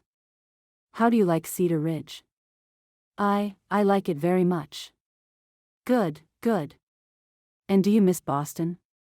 "I'm sure that you left friends behind who would love to reacquaint themselves with you, if they knew where you were." She squirmed in her seat, horrendously uncomfortable. The threat in his tone was scarcely hidden at all. She knew exactly what he meant to imply. His very presence was a danger to her. With an effort, she managed to respond almost calmly. "I will always remember parts of Boston fondly. But I am very pleased to be here, instead. My husband is a good man, and the best sheriff in the world." Jonathan glanced at her, one eyebrow raising, and Jonas laughed out loud. "Good. How delightful. Well, I'd better be on my way and let you two get your supper." "I'd hate to interfere with that." He gave Molly a wink and tipped his hat to Jonathan, turning away as he did so. Jonathan stepped back in the jailhouse and closed the door swiftly, turning to Molly. He put his hands on her desk and leaned in. "Whatever it is, you can tell me," he said, voice low. "Something's going on, I know it. Tell me, Molly. We'll face it together, you and me." She stared up at him, lips trembling. In the moment, she wanted nothing more than to spill the truth, to lay it out before him and let him do with it what he must. But just as she was gathering her courage for the last great hurdle, the door flew open once more. Jonathan groaned as he stood up, turning towards the doorway. Oh, for Pete's sake. But this time, it was not an unwelcome visitor who stood there. It was Mr. Way, his face pale, his lips set and tight. "Sheriff Jennings," he said, his usual formality still in place despite his obvious distress. "Please, sir. We need your help." Chapter 9. Mr. Way took a judicious sip from his teacup and looked thoughtful for a moment. Molly watched him, feeling strangely as though she were back in school, undergoing a surprise test. But he nodded and took another sip, and she relaxed. One thing she had learned from the time she'd spent getting to know the Way family: they knew their tea. "Tell us the problem, Mr. Way," Jonathan said, turning his own teacup around on the table restlessly, "and we'll see what we can do about it." "Tell us, we'll see what we can do." The fact that she was again included in his plan filled her with warmth. She felt the impulse to reach out and touch his hand and fought it back. But why shouldn't she? They were married, after all. She bit her lip and brushed her fingertips lightly over the back of his hand. He rewarded her with a quick glance and a smile. Mr. Way chose his words carefully as he explained. Like so many others in the town of Cedar Ridge, he had taken a loan out to see him through the rough times over the past few years. His loan had been with another bank, Silverton Trust. But the loan had been sold to Second National soon after the terms were established. For the first several months, he'd paid Cyrus Dobson regularly, keeping up on his payments faithfully. But then the news came down that payments had to be sent to Boston, to Second National headquarters, and that was when things began to go badly wrong. "I went there to pay what was owed," Mr. Way said, glancing from Jonathan to Molly. "And for a short while, I thought that it was appropriate. It had been taken care of. But this morning, a telegram for myself, and telegrams for the other Chinese with houses and businesses and loans arrived. Payments have not been received. The loans are called in. We have 1 week to make the final payment, or we will lose everything." Jonathan sucked in a breath and let it out slowly, shaking his head. "That isn't right. Something's off with this whole scheme." "Yes," said Mr. Way simply. "But what can be done about it?" The three of them were silent for a long while, their tea growing cold. At last, Jonathan shook his head and sat up straight. "I'm going to sleep on it," he said. There's been too much happened today to make any decisions. I can hardly think straight, my mind is in such a whirl. Mr. Way nodded and stood. He bowed to Molly. Thank you for the tea, he said politely. And my warmest congratulations on your marriage. Molly smiled at him. Thank you, Mr. Way. Please send Mrs. Way and your family our regards. Another bow, and he made his way out. Jonathan walked to the door with him. Molly could hear them talking, but only for a moment before her husband returned. His handsome face was drawn into pensive thought. What are you thinking? He folded his arms and let out a slow sigh. I'm thinking of what Sheriff Parker told me, a few months back. That he thought something was up with the loan on Tom's property, and that it seemed like something nefarious was afoot, trying to force him to give it up. All the more so, the more certain Tom became that he was close to hitting a seam. Dobson told Parker that he couldn't help him, his instructions came from Boston. So, Parker decided he was going to head to Boston himself and meet with the bankers. He shook his head. Out of his jurisdiction, true, but he felt it was important. And the next week, he was shot down in the street, before he had a chance to investigate any further. A chill ran through her. Do you think his murder had something to do with the bank? With the loans being called in? It's all mixed up somehow. He ran a hand through his unruly hair. Poor old Parker, and my own pa. Something in his tone made her sit up straight. Your father? He nodded, eyes turned away from hers as though he couldn't say the words when he was looking at her. I told you he was the sheriff, up until about 15 years ago. Killed in a raid, they say, but I've found a few things in his papers that made me wonder if he wasn't investigating some crooked loans, too. I was just a boy then. Can hardly remember, my ma never recovered after that. I took care of her until she passed. Signed up that very day to be a deputy for Parker. 15 years before, it sparked a memory for her, but it took a few moments to settle into clarity. Judge Whitmore, the evening that he had slain Harold Garrett. Garrett had said they were colleagues for 15 years. It was such a small detail that she was inclined to dismiss it as sheer coincidence. But everything seemed to be revolving around Whitmore and Boston. Perhaps there was no such thing as coincidence. It was too overwhelming to think about now. She understood Jonathan's desire to sleep on the knowledge he'd gained, try to make sense of it overnight. If she was able to sleep at all, which was doubtful. I never did make us any supper, she said quietly. Jonathan glanced up and smiled wryly. Would you be terribly offended if I said I wasn't even hungry? I've got too much to think about. I can't add another thing in there, not even food. That's all right. As long as you're sure. I'm sure. He squeezed her shoulder affectionately. I'm off to bed, Molly. Please don't worry. We'll figure all this out. She reached up for his hand and touched it gently with her fingertips for just a moment before he turned and headed for the sitting room. She watched after him, yearning to call him back, to tell him that there was plenty of room beside her in the bed, but she held back. It wasn't time yet to focus on the two of them. Their marriage could wait. The connection they had already made was strong, it would hold. There were still mysteries to solve. Her conscience panged her, making her wince. And truths to be told. She went to bed and wrote in her diary until she fell asleep, but she never quite managed to figure out the words for how she felt. She slept much later than she usually did, tired out by confusion and a surfeit of mystery. When she awoke the next morning, it was to find that Jonathan was already dressed and gone. She hurried through a quick breakfast, eyes on the window. It was snowing again, not heavily, but enough that drifts were beginning to pile up. Would this winter ever be over? It was already the first week of February. She shivered and thought of how much she yearned for spring.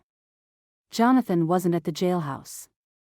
Puzzled, she rewrapped her scarf a little more closely and plunged back out into the snow, leaving flat tracks as she went. Already there was enough snow that her footsteps only flattened it rather than reaching through to the ground. She made her way through town, looking for any sign of the wayward sheriff. It was quiet, hardly anyone out on the street, as though everyone had hunkered down to wait out the storm. She had just turned the corner down the street from Mr. Way's grocery store when Jonathan slipped out. Jonathan. He glanced up swiftly and waved a hand at her, urging her on. She felt warmer already, just seeing him. With his arm around her in comfortable familiarity, she allowed him to direct her back inside. Mr. Way's son looked up watchfully from behind the counter, and Mr. Way himself turned from the fireplace in the corner, where he had been contemplating the flames. Back again, Jonathan said cheerfully. I reckoned I might as well tell Molly the plan here in the warm. He pulled out a chair for her, and she took it, warming her toes and fingers gratefully at the leaping fire. Mrs. Way, who was silent but always smiling, appeared from nowhere and handed her a cup of tea. It was much better than what she brewed, she had to admit. Jonathan stood beside Mr. Way and explained. Payments have been going awry, it seems. From what I can tell, no one is immune to it. Every loan in Cedar Ridge is in danger of foreclosure. Some 36 families stand to lose their homes, 22 more will lose their businesses, too. Cyrus Dobson, Second National's representative here in Cedar Ridge, insists that he can't handle payments. Jonathan stood up straight. So, I'm going to. Molly blinked at him. You? Jonathan grinned and went on. The jailhouse had a safe, the most secure safe in the whole county, apart from possibly the one in the courthouse in Silverton. Payments would be made to him, put directly into the safe, and kept until a representative from Second National came to collect them. I sent off the telegram this morning, first thing, he said. Had to wake up poor George at the Mercantile to do so, but it was worth it. Told the bank that if they wanted the money, they could darn well come and get it when they were ready. I'd keep it for them. Is that legal? It may not be entirely legal, but it's the right thing to do, Jonathan said, his voice ringing with certainty. And I bet any judge worth his salt would agree. Besides, it's far more legal than what they've been threatening to do. I reckon those payments have gone somewhere, maybe into someone's pockets. Molly couldn't help but agree with this sentiment, as well as with Jonathan's suspicions about what had happened to the wayward loan payments. But she also couldn't help but think that he may be mistaken on one point. She could think of at least one judge who would not agree with the sheriff of Cedar Ridge. They stayed for another hour, enjoying the Ways' hospitality, and their tea. At last, Jonathan took Molly's arm and they ventured out into the weather. The snow had stopped falling and the temperature had dropped precipitately, so all surfaces were slick as ice. Molly clutched Jonathan's arm tightly. Jonathan. The call came from the Mercantile. They spun around, Jonathan nearly overbalancing, and Molly held onto him, giggling despite herself. But their momentary levity was quick to pass. George came towards them, holding out a folded piece of paper. You got a reply, he said. Jonathan took the telegram, frowning. That was awful quick. They must have been watching for it. Together, Molly and Jonathan stared at the brusque message. What did you tell them? She asked quietly. If they wanted the money, to send someone to collect it. Molly took a deep breath. Already in process, she read aloud. Jonathan, it sounds as though they took you seriously. It was as though an ominous shadow had been cast over their pleasant little life together. The rest of the day, Molly caught herself glancing towards the door repeatedly, though no one ever came in. She felt hunted. Something was approaching, some sort of storm, and she was afraid to find out what it might be. But at the end of the day, nothing had happened. The next morning dawned unexpectedly bright and sunny. The snow began to melt, and she wondered whether spring might not be on the horizon after all, even though it was only the 6th of February. Nothing happened that day, either. The 7th of February. She realized at the end of that day that she had not seen Arnold Jonas since his unexpected appearance at the jailhouse. Was it possible that he had caught the train back to Boston? Had he failed to make good on his threat after all? The 8th of February. A quiet day. Slowly, like the earth waking up after a long winter, Molly felt herself beginning to believe that peace might have been achieved, despite the threats and fears. Everything seemed so normal, so natural, so perfect. If this was what life was like, she was glad to be living it. She caught eyes with Jonathan across the room and had to tear her gaze away, blushing. She was a happily married woman, in love with her new husband, and it seemed as though everything in this new year was turning out far better than she could have hoped. On the morning of February the 9th, she heard the far-off whistle of the train, and it brought no emotion with it apart from a faint feeling of fondness. That very train had brought her all the way from Boston to Cedar Ridge, Colorado. It had brought her to her new life. It had brought her to love. A knock on the door. She glanced up, and a movement outside the window caught her heart in a clawed grip and sent her mind spinning. There was something dreadfully familiar about that dark form. She leapt to her feet, nearly knocking over her chair, and ran for the back door. Jonathan was on his feet, too, brow furrowed in consternation. "Molly, what is it?" "Don't tell him I'm here," she whispered, and slipped out the back door just as the front opened. She didn't dare look around the corner, leaving the door just far enough ajar so she could hear what was said. And so, she did not see the familiar cold features, or the well-fitted suit, always in good taste, speaking of wealth. But she heard his voice. "Good morning, Sheriff Jennings. I am Judge Whitmore." Chapter 10. "Welcome to Cedar Ridge, Judge." To Jonathan's credit, his tone showed nothing of his bafflement and worry, only a smooth politeness. "What can I do for you?"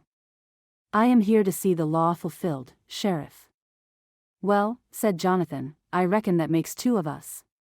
Holding her breath, she opened the door just a crack as she heard the chairs scrape across the floor. Yes, the judge was sitting across from Jonathan now. He had another man with him, a man dressed in a police uniform, his hat on his knee. "I understand you have something belonging to the Second National Bank. I am here to collect it, and to see that matters return as specified by that establishment." Jonathan leaned back in his chair, folding his arms. "I do have loan payments, waiting for a representative from the bank," he said. "Am I to understand that you are that representative?" "I am." "And I suppose you have proof of this?" "My word should be proof enough," said the judge stiffly. "Maybe it should be," Jonathan said tightly, "but it isn't. I'm not going to hand over those good people's money until I know for sure where it's going. I'd be a fool to do otherwise." A long pause, and Molly held her breath. At last, she saw the judge nod. "Certainly, I have proof. I have long served as an arm of the Second National Bank. Look at any of the property deeds on which the bank has offered a loan, and you will see my signature. Furthermore, Constable Baker here will vouch for me." A shuffling sound, and papers were extricated from pockets, handed over to the sheriff. Jonathan looked them over. "I reckon it looks like you have the right, all right.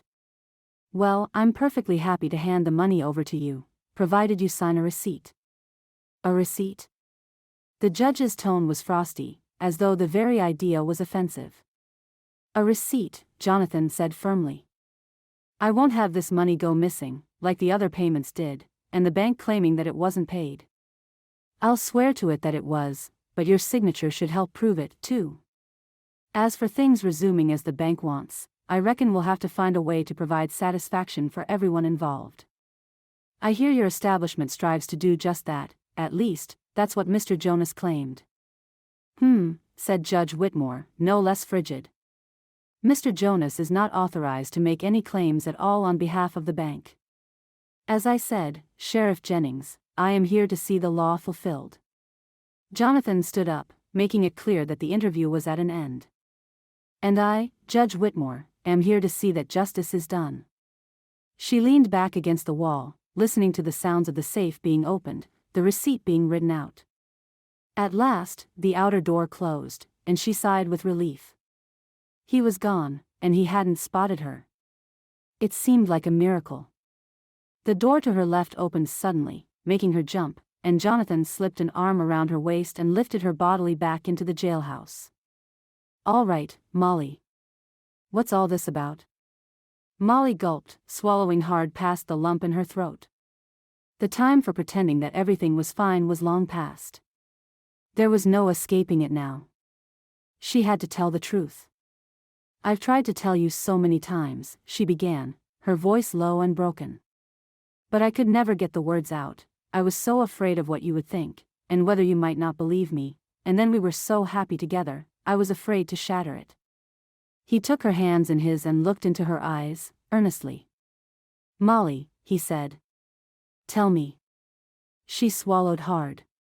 She wanted nothing more than to turn and run the other way, or to sink into his arms and forget the need to speak, but she knew that it was now or never.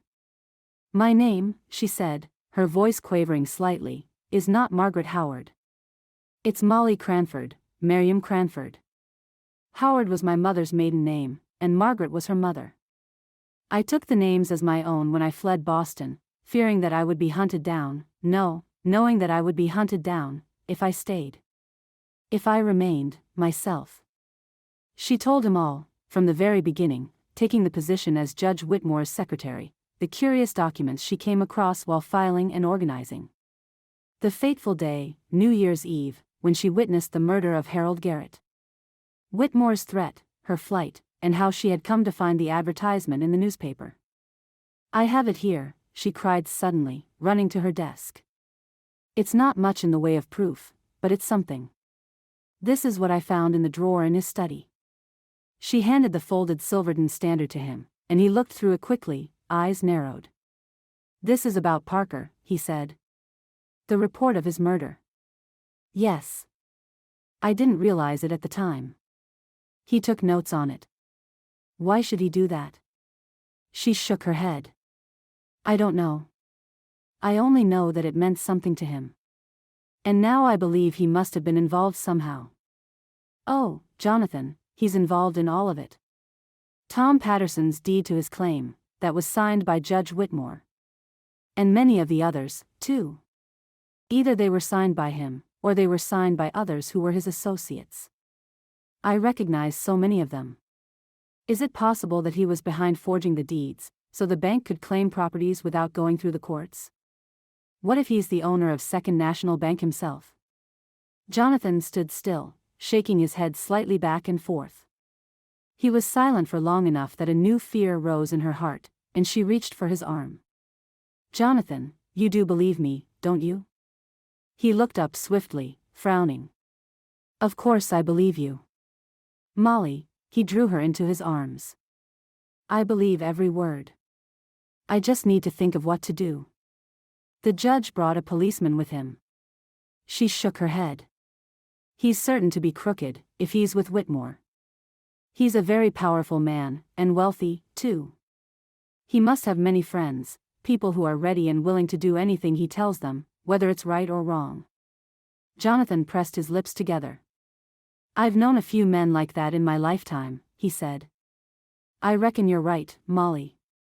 Well. He sighed. We can't look for help from that quarter, I guess. But we'll find a way. He pressed a kiss to her forehead. And you just remember, Molly, we're in this together. No matter what happens, I'm here by your side. She slid her arms around him and held him tightly. I'm sorry I didn't tell you from the beginning, she said. I understand why you didn't. I should have trusted you. Molly. He wiped away a tear from her cheek with his fingertip. You had reason for mistrust. I had to earn your confidence, and I don't care how hard I must work to keep it. You and me, Molly. He pulled her back in, and she heard him whisper, lips in her hair. You and me. Molly clenched her shaking fingers together, trying in vain to get the trembling to stop. Jonathan, are you sure?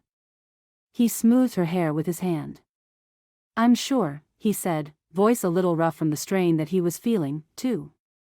I wouldn't ask you to do this, Molly, if it wasn't the right thing. He must be accused by someone who saw it happen. A witness. You'll have to do the same in a court of law. If we get that far, she said softly. We'll get there, he assured her.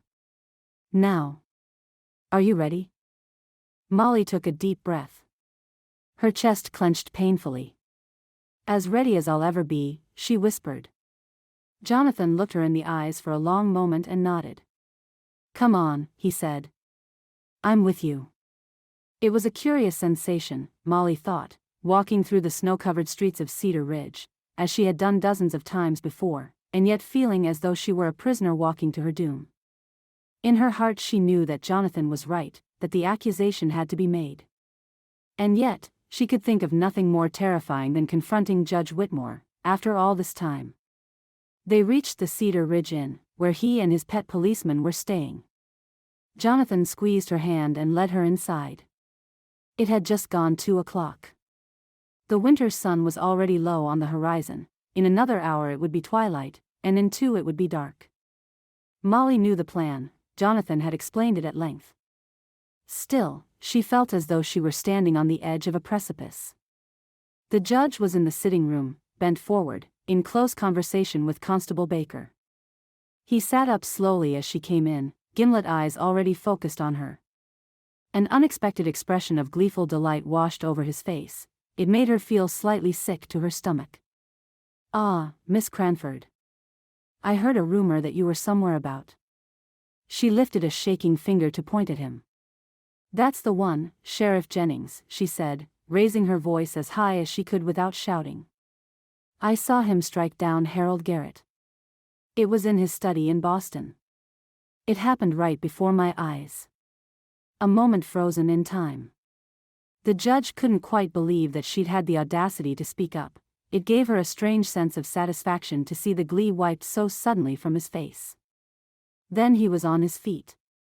"I believe you are remembering incorrectly, Miss Cranford, and, it strikes me, rather conveniently so. It was you who murdered Mr. Garrett. The whole of Boston knows it for a fact." "False," she cried. "You spotted me almost as soon as the deed was done and called me a thief and a murderer to hide your own guilt." The two of them stood in identical attitudes, fists clenched at their sides, staring wildly at each other. The policeman glanced from Molly to the judge and stepped forward.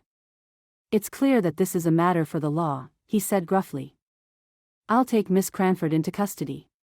"You'll do no such thing," Jonathan jumped in, stepping in front of Molly. "This isn't your jurisdiction, Constable Baker. It's mine." He glanced with disdain at Judge Whitmore.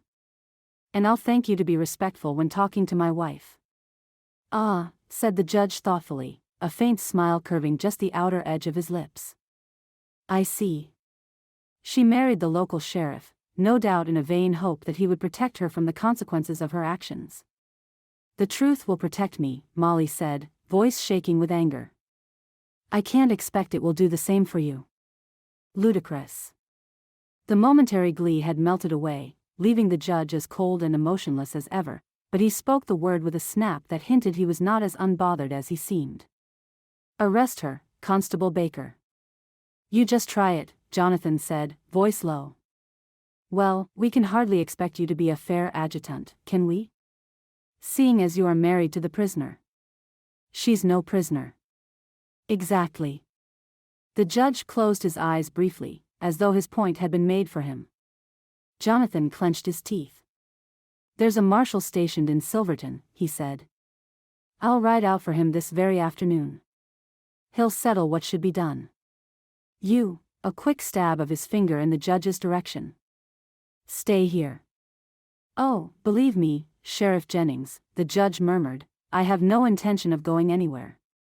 Molly could still feel his eyes focused on her even as Jonathan led her back outside. The air was frigid and biting, but it was a welcome distraction from the deathly way Judge Whitmore's gaze had made her feel. She shivered, and Jonathan pulled her coat more tightly around her. "You were wonderful." He pressed a kiss to her mouth, swiftly. "So brave." "I don't feel very brave." Her teeth were chattering. "Do you really have to go to Silverton?" "I'll bring the marshal back. It won't be long, if the weather holds out. We'll be back tonight." She sent a hunted glance upwards. The clouds were still and silver, but there was a threatening taste of snow in the air. "Jonathan. Don't go to the jailhouse," he said. "Or home. Go to Mr. Ways. He'll look after you." He kissed her again, more desperately this time, and she felt him press something cold and hard into her hand. "Go now. I'll find you there." He tore himself away and ran for the stables. Molly looked down at the object he'd handed her. She shivered again at the realization that he had given her his gun. Chapter 11. The Weiss were just as willing to take her in as Jonathan expected. His faith in the family was rewarded. Before Molly knew it, she had been bustled into the store, the door locked behind her, and settled in a chair before the fire. A knitted blanket was thrown over her shoulders, a cup of tea pressed into her hand. She looked up then and found that she was surrounded by Mr. and Mrs. Way and 4 of their children, along with the grandchildren. The oldest son was at the door, watching alertly out the window. She felt unexpectedly like crying. "I haven't even told you what's going on," she managed. Mr. Way nodded. "No need," he said. "We will care for you." To her surprise, though, she couldn't keep the words from escaping her. No matter how hard she tried, they just kept bubbling forth, the whole story of why she had left Boston, how she had come here to Cedar Ridge, and what had led up to the events of that very afternoon. Mrs. Way sat beside her, patting her hand and nodding sympathetically, though Molly couldn't help but suspect that the kindly woman didn't understand anything she was saying. The children were a far better audience, breaking in now and then with an exclamation or a question, the rest of the time watching her with wide eyes and expressions of incredulity. Talking helped the time go more swiftly. At 7 o'clock, when it was pitch black outside, Mrs. Way brought out a crock of some unusual soup and handed around bowls. The family drank from their bowls as though they were cups. There were no spoons. Molly emulated them. The warm, slightly spicy broth thawed out her insides at last. She wondered how far Jonathan had ridden since he'd left. Was he in Silverton yet? Had he found the marshal? Another hour, and then another. The younger ones drifted off to sleep, and their older siblings carried them through the long hallway at the back of the store, to their living quarters. Molly found that she was surprisingly comfortable sitting there in silence. If she didn't pay close attention to herself, there was every chance that she might drift off to sleep as well.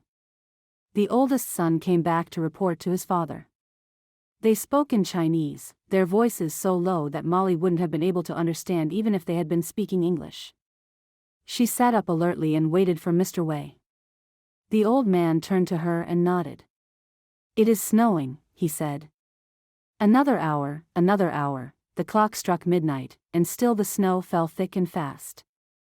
The wind picked up, roaring around the building, rattling the glass panes of the window. There was another noise somewhere underneath it all, something that made Molly's heart beat faster. A strange feeling uncurled in the pit of her stomach, and she got slowly to her feet. "I think." The first gunshot hit the window but did not go through, cracking the glass rather than shattering it. Mr. Way stood very calmly and went behind the counter. Molly, who had given vent to an undignified yelp, was on her knees behind her chair. Mrs. Way and the few remaining children hurried back towards the hallway, leaving Mr. Way, his oldest son, and Molly behind. Her heart was hammering in her chest. She drew Jonathan's pistol from her pocket and came into a crouch. It was awkward, and her legs began to hurt almost immediately, but she knew if she stood up, she would be nothing but a target. Another shot. Glass flew everywhere. Mr. Way doused the oil lamp. The only light came from a candle, dancing wildly in the wind that whipped through the broken window. Snow came with that wind, and Molly wondered vaguely at how strangely warm she was, almost feverish. Surely, she ought to be freezing, but she could feel nothing but certainty and strength surging through her. She shoved the armchair forward, took her position behind it again, aimed at the broken window, and fired. Glass spattered. The shock of it ran up through her arm, pinwheeling it backwards, and she yelped again. Mr. Way was beside her, suddenly, giving her a respectful nod. He held a shotgun in his hands. Crouching with surprising flexibility for a man his age, he lifted it and shot accurately through the broken window. He glanced at her again. "No need to break what is not already broken," he said. She choked back a laugh. "All right, Mr. Way. I'll try not to break anything else." How long could they sustain this for? They would run out of ammunition before long. She had nothing to replenish her pistol with. They were trapped here, and the good Lord only knew how many of the villains were waiting for them outside. They meant to kill her, she knew. A slight shiver ran over her at the thought. They meant to kill her, as Judge Whitmore had killed Garrett. He was a wicked man. He would stop at nothing. She lifted her gun and fired again into the darkness, through the snow. She listened hard, faintly, she thought she heard a yell. And then another yell, more certain this time. Gunshots, one after another. But they weren't aimed at the interior of the store. They were being fired at targets outside, out there in the dark and the blizzard. She got to her feet, heedless of the foolishness of it. Mr. Way trotted back behind the counter and lit the oil lamp again. He returned to her and took her hand. The shots had stopped. She heard a yell. Jonathan. It was all Mr. Way could do to hold her back from rushing out headlong, heedless of the danger. They made their way towards the door, with the kindly store owner holding the oil lamp at arm's length, diffusing the light. Almost as soon as she opened the door, she saw answering lights appearing from the darkness. Jonathan. Then he was there, scooping her up in his arms, holding her tightly, face buried in her hair. She pressed him close, determined not to cry. He lifted her off her feet, briefly, then set her back down and looked at her. In the dim light of the oil lamp, she thought that she had never seen anything so beautiful as that familiar face. He lifted a hand to cup her cheek. "Used that pistol, didn't you?" She had to laugh, so she wouldn't start crying instead. "Just like you taught me." He put an arm around her and turned her to face the rest. He'd come back with more than just the marshal, it seemed. A solid dozen men had returned with him, and they were busily engaged in rounding up her assailants. Already she spotted Jonas, arms behind his back, being carted off, howling protests. And there, looming out of the darkness, was Judge Whitmore. For the first time in his life, he was in disarray, his hair rumpled, his spectacles askew, but there was no denying the force of the fury in the glance he sent her way. She held on to Jonathan and stepped forward. "I told you that the truth won't protect you," she said. "You believed me, I suppose, or you wouldn't have done this." The judge stared at her for another long moment, in silence. Then he turned his head away, breaking their gaze, and Molly gasped in breath. She felt as though she had run a mile all at once, but instead of running away, this time, she had run toward something. Something that frightened her, but she'd done it all the same. She turned back to Jonathan, who nodded at her. "They've got him, fair and square," he said. "He took a little time to orchestrate this, and to find out where you were, but he never had any doubts about coming after you. I knew there was a danger that he would, that's why I raced my poor horse to Silverton and back as fast as it could manage. The marshal was quick to believe me, bless him, especially when I told him about how Parker's murder fit into it." The marshal himself emerged from the gloom, nodding respectfully to Jonathan and shaking Molly's hand. "I'm awful sorry about this, Mrs. Jennings. But we'll sort it out, never you fear. The judge isn't going to get away with it this time." A shout from the darkness, and one of the deputies wrestled another form into the light of the oil lamp. There was another light growing in the dimness, Molly realized. Midnight was well past them, and morning was on the horizon. There was a faint glow in the falling snow. The newest addition to the collection of miscreants was tossed at their feet, groaning. "That's Dobson," Jonathan said, nodding at the prone man. "I reckon the whole gang is here, all out to try and save their necks. We've got enough proof as it is, with the forged deeds, but I reckon Dobson will have plenty more in his office, to make sure the judge is tied up tight." He grinned wolfishly. "No escape for him this time." "Does that mean I won't have to testify against him in court?" Molly asked quietly. "About what I saw him do?" Jonathan put his arms around her. "It's your decision, Molly. He'll go to prison for his other crimes, never fear, but we know he's guilty of much more." She thought about it for a moment, then took a deep breath. "Will you be there with me?" "Of course I will." He brushed a kiss to her lips, and she smiled. "Then," she said, "what have I got to be afraid of?" Arm in arm, they watched as the marshal took care of the last of the mopping up. A faint cough alerted them to Mr. Way's presence. He was smiling, more warmly and genuinely, without fear, than Molly had ever seen. "It is good luck," he said. "Best of luck for the new year." Jonathan raised his eyebrows. "New year, nothing, Mr. Way. It's February the 10th. "That's right," Molly said, remembering. "February the 10th, Chinese New Year." She pulled him a little closer. "Huh," said Jonathan, unconvinced. "Well, I have to say this is not how I had planned to spend New Year's Eve." Molly smiled. "Me, neither," she said. "I wonder what the new year will bring." Jonathan chuckled. "I guess we'll just have to live it out and see." "Together?" she asked, her eyes sparkling. "Together," he agreed with a wide smile. He took her hand in his and squeezed it. "I wouldn't want it any other way." The end. Thank you for listening to this heartwarming story by Susannah Calloway. You can be assured that all her books are clean and wholesome. To find other romances by Susannah Calloway, as well as the other authors at Tika House Publishing, visit www.tikahousepublishing.com. Remember to hit like and subscribe, and we will see you in the next Susannah Calloway Western romance.